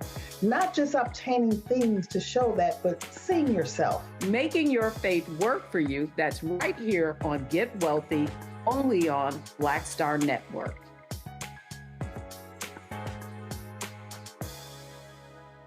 Hello, hello, hello. I'm Jerry Johnson from Harlem on Prime, and you're watching the Black Star Network.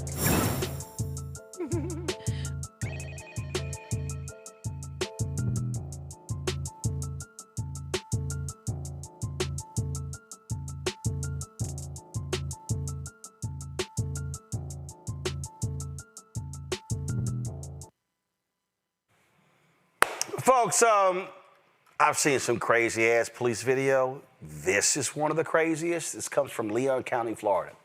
So, y'all, a deputy, hold on, a deputy. This dude is pumping gas.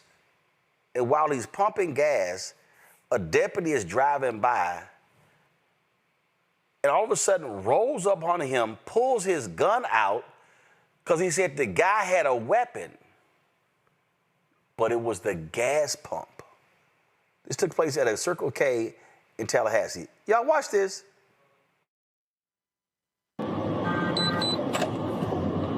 I've said it very hard dispatcher. We have a weapons incident, Circle K, 7th Monroe.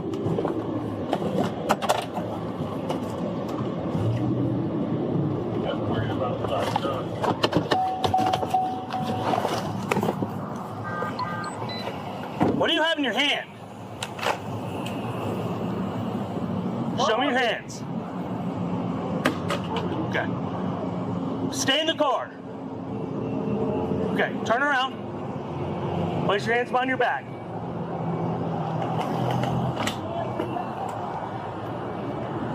What are you doing? I'm filling up gas, can. You understand you're holding it like this, like it's a pistol, right? No, I was showing her to cut the pump on. Okay, but that's not what it looks like to the motoring public on the roadway. I was just showing her the thing to let her know to get the gas. Do you have your ID on you? Yeah. Okay. Can I turn around? Yeah, that's fine. Dang, All right. But you understand you're holding it like this and it looks like a handgun, right? No, I'm trying to let her know to pump the gas, bro. Okay. Why you, what the fuck? You just pulled a gun out on me.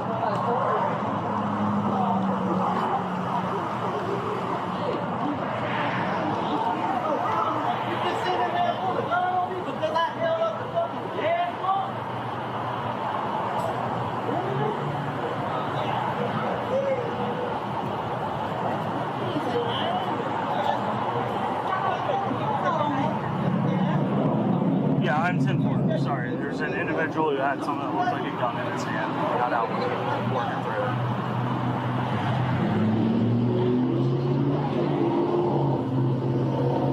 Yeah, I'll be on telephone. Wow. I'm gonna get your back. You know I'm gonna get a lawsuit on you. Okay. Showing her later. That's okay. I've got a 4-9. Look at this shit. Look, let me tell you what this motherfucker just did. I'm getting it. Man, I'm gonna It's going to be 521-775-87. That man just jumped out and pulled a gun on me. The police did. Yeah.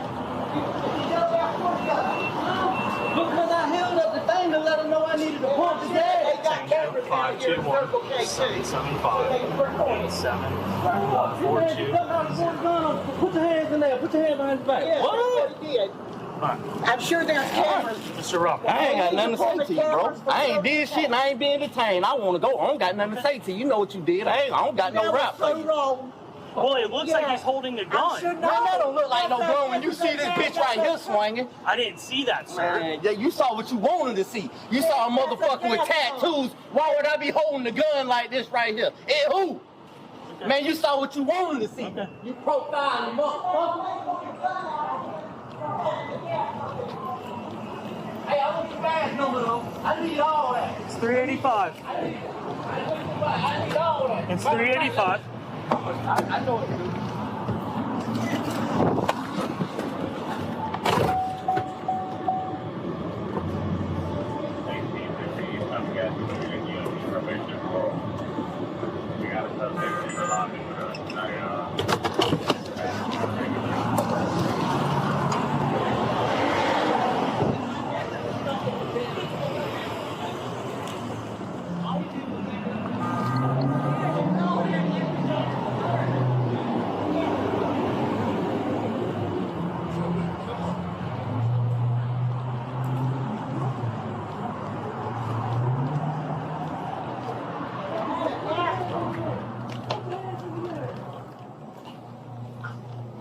Hey, how you doing? Hey, what happened? So I'm driving down the road, and he's got something black in his hand, and he's moving it like it's a pistol.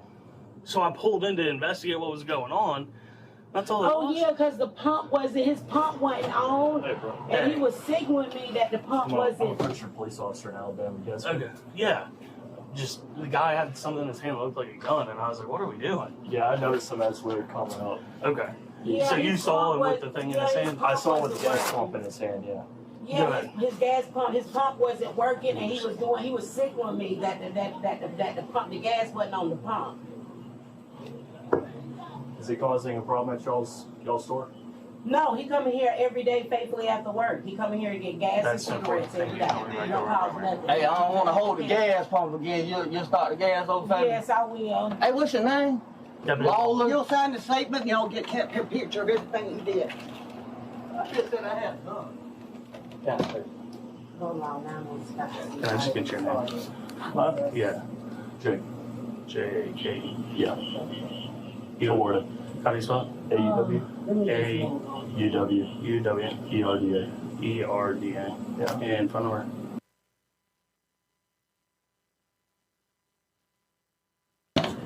Okay. Just say a witness thing. Okay, I'm going to have to put his 936 And you work for who? I'm Pritchard Police Department. Pritchard in Alabama? Yeah. P-R-I-T-C-H-A-R-D? Yeah. Okay. You spelled it better than some of the locals we got. Yeah, so what did you see when you pulled that? Come on, baby. He was just holding this gas pump up like this. I don't know what he had in his hand. He was just kind of raising it up. I don't know if he was trying to straighten it out or what. Okay. You can see my law enforcement ID. I know a lot of people contact me. All right, you have a great day. No problem. Despite the mistake, the man did not receive an apology from the officer who got into his car and drove away. The Leon County Sheriff's Office has stated that it will review the incident for potential training purposes or further actions. However, there's been no information regarding any possible disciplinary action against the officer involved. Joe, dude could have been shot. I mean, you're driving by, look like you had a gun. How about your ass roll up and let me get a better look? You literally jump out of your car, gun already pulled. That's crazy. This is all of us, man. Listen, you know, how many of us gone to the gas station? You're gonna go get you some Gatorade or get you some Fritos or something, and you pull up in there, give them a 20 and say, put the rest on number 4, right? You know, you feel me? Then you go out to the car and you pull the thing out and you press the button and it's not resetting and you're still holding it. You're not putting it back in. You're holding it and you're going like this. You're going. And so it's not in the car tank, you know, and it's not because you've already pulled it out because you expected it to start. And if that's the difference between somebody getting shot and somebody not getting shot, listen, we've got a serious, serious problem. It would have been very easy for this guy. I mean, and the guy was right. He was tatted up for a second there. I thought he could have been a brother, but now it looked like he's a white cat and everything else. And he told the officer, he said, you know what, you saw what you wanted to see. You know what I mean? And what do we do when folks are so uptight? You know, people can be uptight, but police with guns and badges and society's, you know, benefit of the doubt, they can't get it wrong, because when they get it wrong, people die. And then it's kind of like this, oh, you know, too bad, so sad kind of thing. He cannot miss like that, because all of us do that. That could be any you trying to stay out of trouble, but you're going to get some gas on the way home. It's not even your option to have the gas pump done by the people that work there anymore. That doesn't happen in but 1 or 2 states. What do I do when I'm there? Now, give me a hoodie, right? You know, because I'm coming back from working out, or make me look less than having a suit on, or what I'm wearing right now. And then they might be putting something on me that soap won't wash off. You've got to do something about this, because people, police officers, folks with guns and training, apparently, purportedly, cannot make these types of mistakes. And I'm right there with him. He had the right to be mad as heck, because I don't need that kind of grief. Cops rolling up on me. He goes to the gas station every day. You know what I mean? So, you know, that might have been a good question to ask on the front end. Figure it out on the front end. Drive by and see, okay, the guy's he's got the gas pump, trying to get the gas pump to work.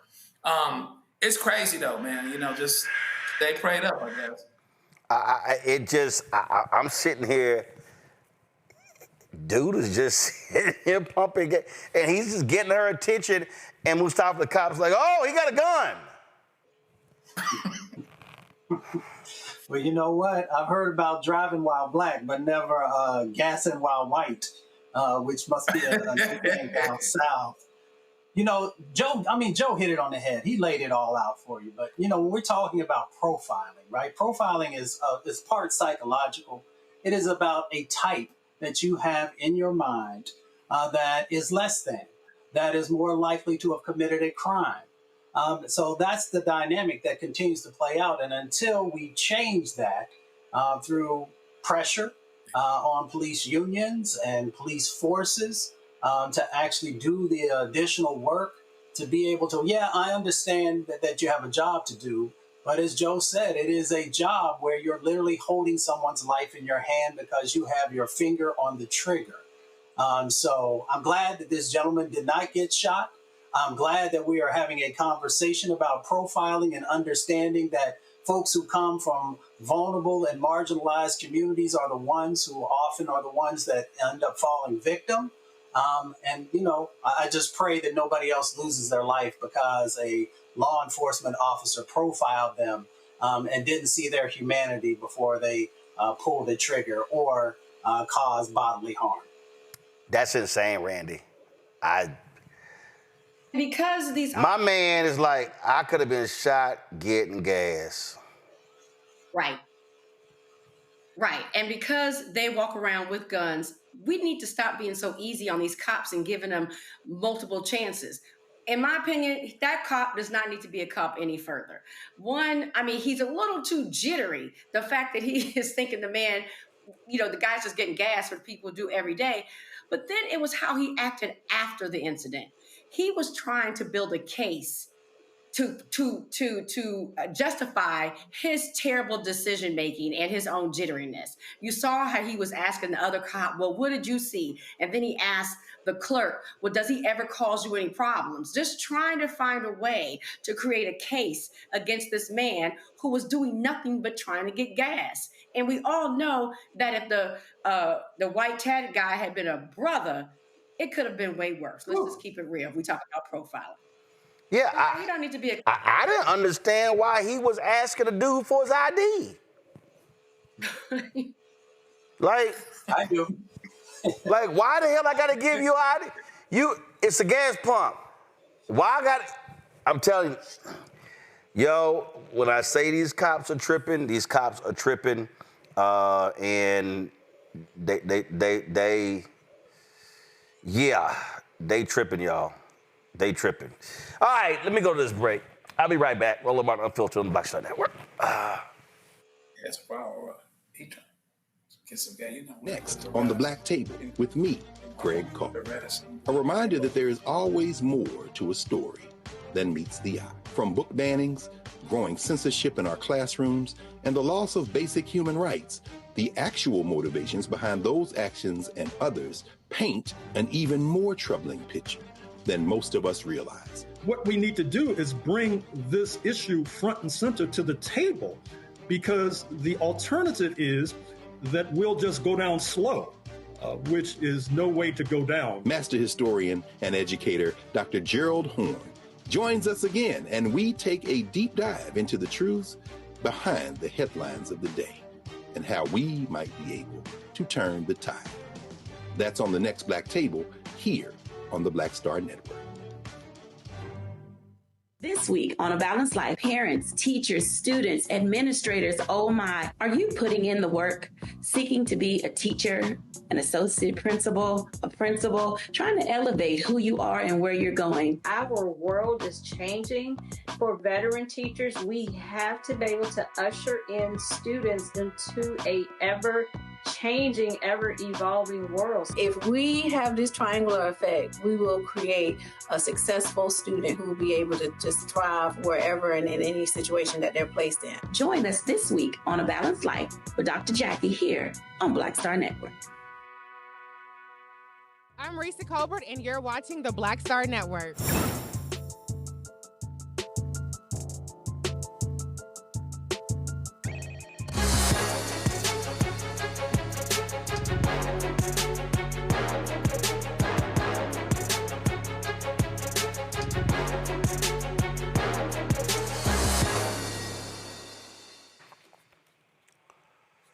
All right, folks, in our Shop Black Star Network segment, let's talk about what we also know as smocks. Now, that ain't what the folks in the healthcare industry call them. We've seen different phrases used, and let's just be honest. For a long time, they've been really damn bland and boring. And we've got entrepreneurs, folks who say, you know what, can we please make these outfits better? And our next guest, that's what they do. So they have they have their own line. There are several people who I know, and they've really been focusing on this. So you're talking about doctors, you're talking about nurses, so many people in the healthcare profession, because what do they want? They want maximum comfort. They want them to look good, to feel good, and that's what they are all about. So let's get right into it, y'all. Joining us right now, from Maryland, Lanham, Maryland, our newest product in the Black Star Network marketplace segment is Dr. Nikki. She's the CEO of and founder of Morgan Taylor Scrubs. She's a licensed physical therapist. So first of all, Dr. Nikki, who's Morgan Taylor? Well, Morgan Taylor is the name of my first baby that I've always wanted to have because my grandmother's from Jamaica and Taylor's her maiden name. And Morgan, since it's unisex, since I have a men's and a women's line, I felt that it was perfect to call it Morgan Taylor because the name of my company is actually Freckled LLC, since I have freckles, doing business as Morgan Taylor Scrubs. And I didn't feel that men should be wearing scrubs that's called freckled. So Morgan Taylor Scrubs. All right, then. So you're calling these premium scrubs, okay? So why are they premium scrubs? Well, number one, it's the fabric. I took a long time to figure out what I wanted. I researched fabric for a very long time. It's 97% cotton, 3% spandex. Okay. And it's also antimicrobial, which means that it limits the amount of bugs you bring home. It's moisture. That's quite helpful. Yes, and moisture wicking. And I actually have made designs to fit you so much better. Women with curves, men with curves, or I wouldn't say curves, but scrubs are just not comfortable. They were just made boxy and they were ill-fitting. They didn't compliment you. And I completely believe that if you look good, you feel good. You definitely treat your patients the way they deserve to be treated. And that's the mission that I'm on. All right, now were you also testing with other people you know? Were you also getting their advice and counsel as well in terms of the fit and how things should be? Yes, for years I've tested the fit, I've tested the fabric, and I listen to what my customers are looking for. They want a lot of pockets, they want something that's flattering, that covers them, because a lot of scrubs, when you raise your arms up or when you bend down, you show the crack of your bottom.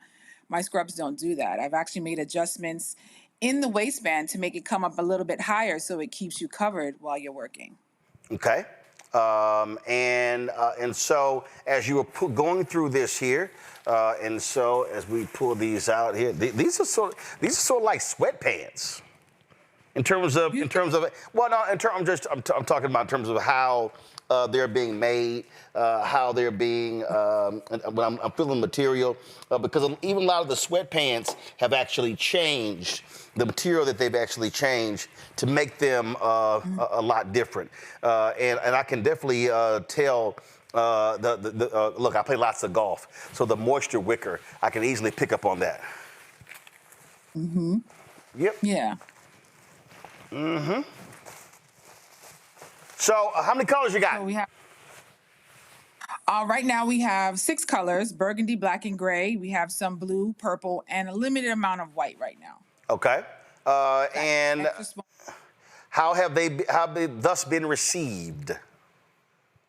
I've been getting nothing but great compliments, repeat customers, and I'm getting requests to make different things that I'm going to be working on, and I'm eager to see what's to come.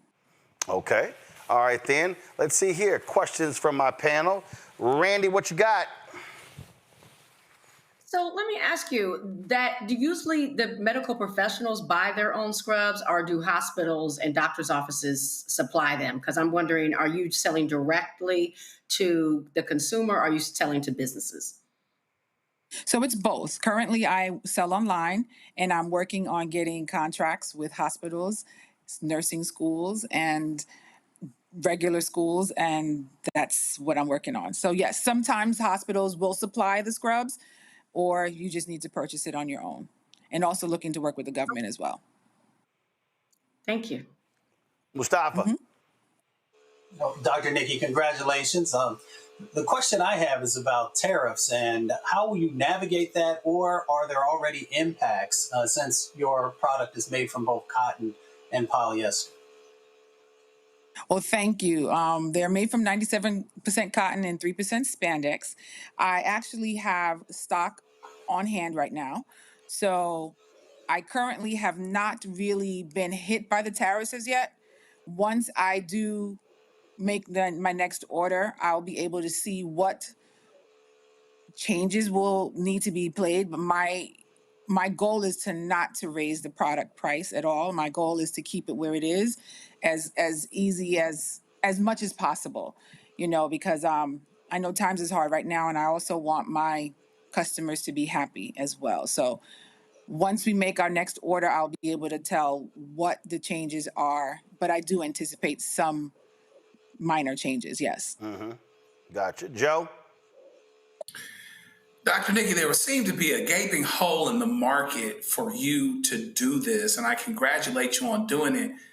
Does it surprise you at all? I mean, people of all shapes and sizes do work that requires wearing scrubs. Does it surprise you that this is just something that somebody hasn't done, or that's underdone in any event, where, it would really strike a chord like it has, sounds like it has? But is it a bit of a surprise to you that this lane is available, or are you seeing this type of thing online? I was surprised when I started the business, yes, but I do see that people are making some changes now, because the fit is definitely important. Not everybody is slim and tiny. Right. We got to accommodate. Majority of the people are plus size. And let's be realistic. If you are making scrubs for the majority of the people and it doesn't fit them, they're not really going to feel comfortable in their skin, and they're not going to feel good about wearing your scrubs either. So I had that problem. I hated the way I looked in my scrubs, and it really did affect the way that I treated my patients. So I was having a conversation with my mom back in 2009, and I'm like, Ma, I really can't stand the way these scrubs fit. And my mom, who's an entrepreneur herself, God rest her soul, I miss her dearly, she was like, well, why don't you make your own scrubs? And I'm like, yeah, why not? And that's how it started. Sizes. What are your sizes? Extra small to 4XL, and our pants come in short, regular, and long. Extra smalls. That's for little bitty people. Yeah, we do have some itty bitty people who have curves too. We can't leave them out, Well, the reason I say little itty bitty people, so my niece is working. I think she's in a nursing program. She's in some kind of medical program. So she'll be rocking these scrubs, and so I'm quite sure she'll be checking it out. I love it. And so, last question here. So you have your name on here, Morgan Taylor Scrubs. Are you able to have personalized scrubs where people can put their own name on it? Yes, I have an embroiderer who is ready to do whatever anybody requests. Yes. Okay. All right then. Well, cool. Well, first of all, again, folks, if you're looking for these scrubs, go to shopblackstarnetwork.com. Shopblackstarnetwork.com. You can go there now. You can see all the products that are on there. This is where we have all of our Black-owned products, and so you definitely can check it out if you're looking for these scrubs. And so no matter what area you are in the medical profession, please, you can do that. So, first of all, this is pretty cool. Congratulations on it, and good luck with it. Thank you so much. Thank you for this opportunity. I appreciate it. All right, then. Thanks a bunch. And so we are glad to hear it. So that is it for us. I do have one more thing. Let me see here. Get the video, see here running. So, it's always things happening. So remember, I was with my niece. This is one of my other little nieces.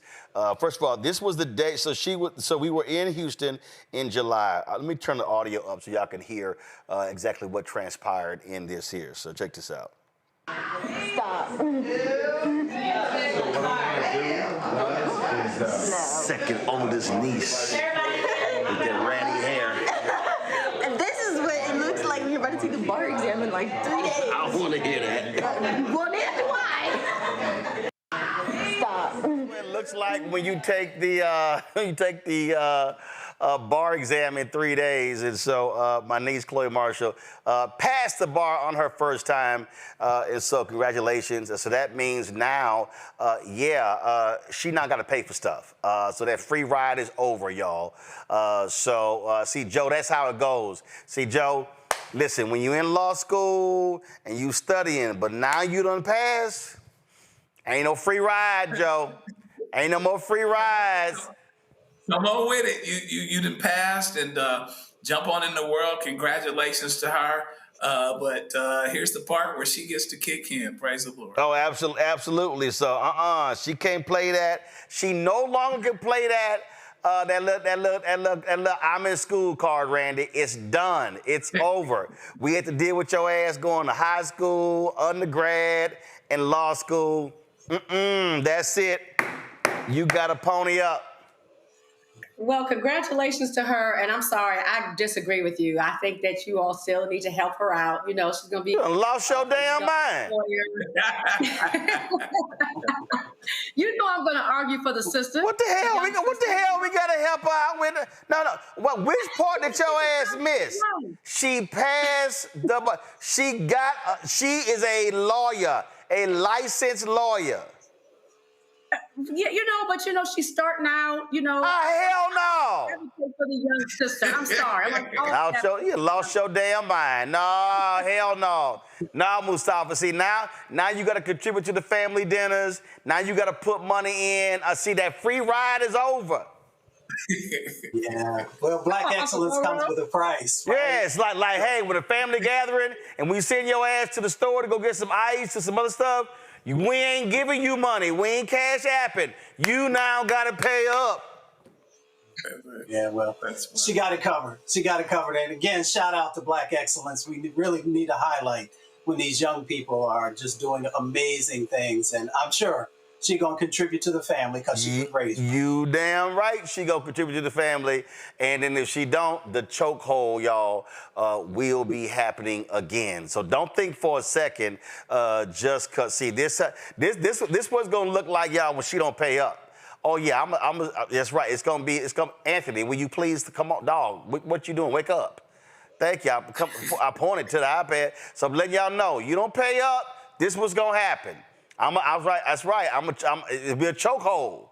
It's going to be a chokehold. I'm snatching money. Roland, can't we all just get along? Hell no. Oh, hell no. I am the family enforcer. See, everybody else soft. Right. I jack kids. I jack kids and young adults. Everybody get jacked. You gotta run that gauntlet. You gotta run it. All right, then. So so Chloe, congratulations. But now you're paying up. I'm just saying. Now you're paying up. All right. Joe, Randy, Mustafa, I appreciate it. Thanks a lot. Folks, that is it for us right here at Roland Martin Unfiltered. Shout out to Bowie State. Yes, I'm rocking the Bowie State's t-shirt today. I had Southern University on yesterday, so I wanted to wear the black and gold today as well. So that's what's happening. Y'all, if y'all want to contribute to our show, join the Bring the Funk fan club. Your dollars are critically important for the work that we do. And so please, you want to give your cash app, use the Stripe QR code. You see it right here. Also, for credit cards, use this QR code. PayPal's R Martin Unfiltered. Venmo is RM Unfiltered. Zelle, Roland at RolandSMartin.com, Roland at RolandMartinUnfiltered.com. You can also, again, checks and money order, send to make it payable to Roland Martin Unfiltered, P.O. Box 57196, Washington, D.C., 20037-0196. Download the Black Star Network app, Apple phone, Android phone, Apple TV, Android TV, Roku, Amazon Fire TV, Xbox One, Samsung Smart TV. Be sure to, of course, get my book, White Fear, The Browning of America, is making white folks lose their minds. Available on bookstores nationwide. Get the audio version I read on Audible. Also, folks, if you want to get our Roland Martin Unfiltered Black Star Network swag, go to shop.blackstarnetwork.com. You get the merchandise, t-shirts, hoodies, wall art, mugs, and more. If you also want to support our black-owned products, such as Morgan Taylor Scrubs, you see them, go to our marketplace right there on shop.blackstarnetwork.com. Scroll down, let's go. Let's see the products. Scroll down, let's go. Come on, scroll down. Y'all, we do this every day. Why are we so slow? Come on now. So you see all the products on our website, all the black-owned products, you can see them right here. And why are we going to black? I don't understand. Okay, all the products on here, y'all. So can we go back to scrolling, please? Thank you. So you see all the products. Keep going. Thank you. We do this every day. Can we get it right? Thank you. So you see all this stuff. Crossword puzzles. You see art. You see candles. You see relishes. You got sauces. You got facial products. All this stuff to my left right here. You got backpacks. You got car cleaning stuff. You got gym wrap to keep the sweat, keep your hair straight. All this stuff right here. So again, support our black-owned companies, y'all. Thanksgiving's coming up, Christmas coming up, birthdays coming up. Yo, support black-owned businesses. Don't forget also download the app Fanbase. That's right, get the app Fanbase. Download that app. And of course, you can also, if you want to invest, go to startengine.com/fanbase, startengine.com/fanbase. Tomorrow, it's going to be an investathon right here for Fanbase. And so it's going to be at 8 p.m. Eastern right here, Roland Martin Unfiltered on the Black Star Network. Folks, that's it. Hope you have a great one. I will see y'all tomorrow.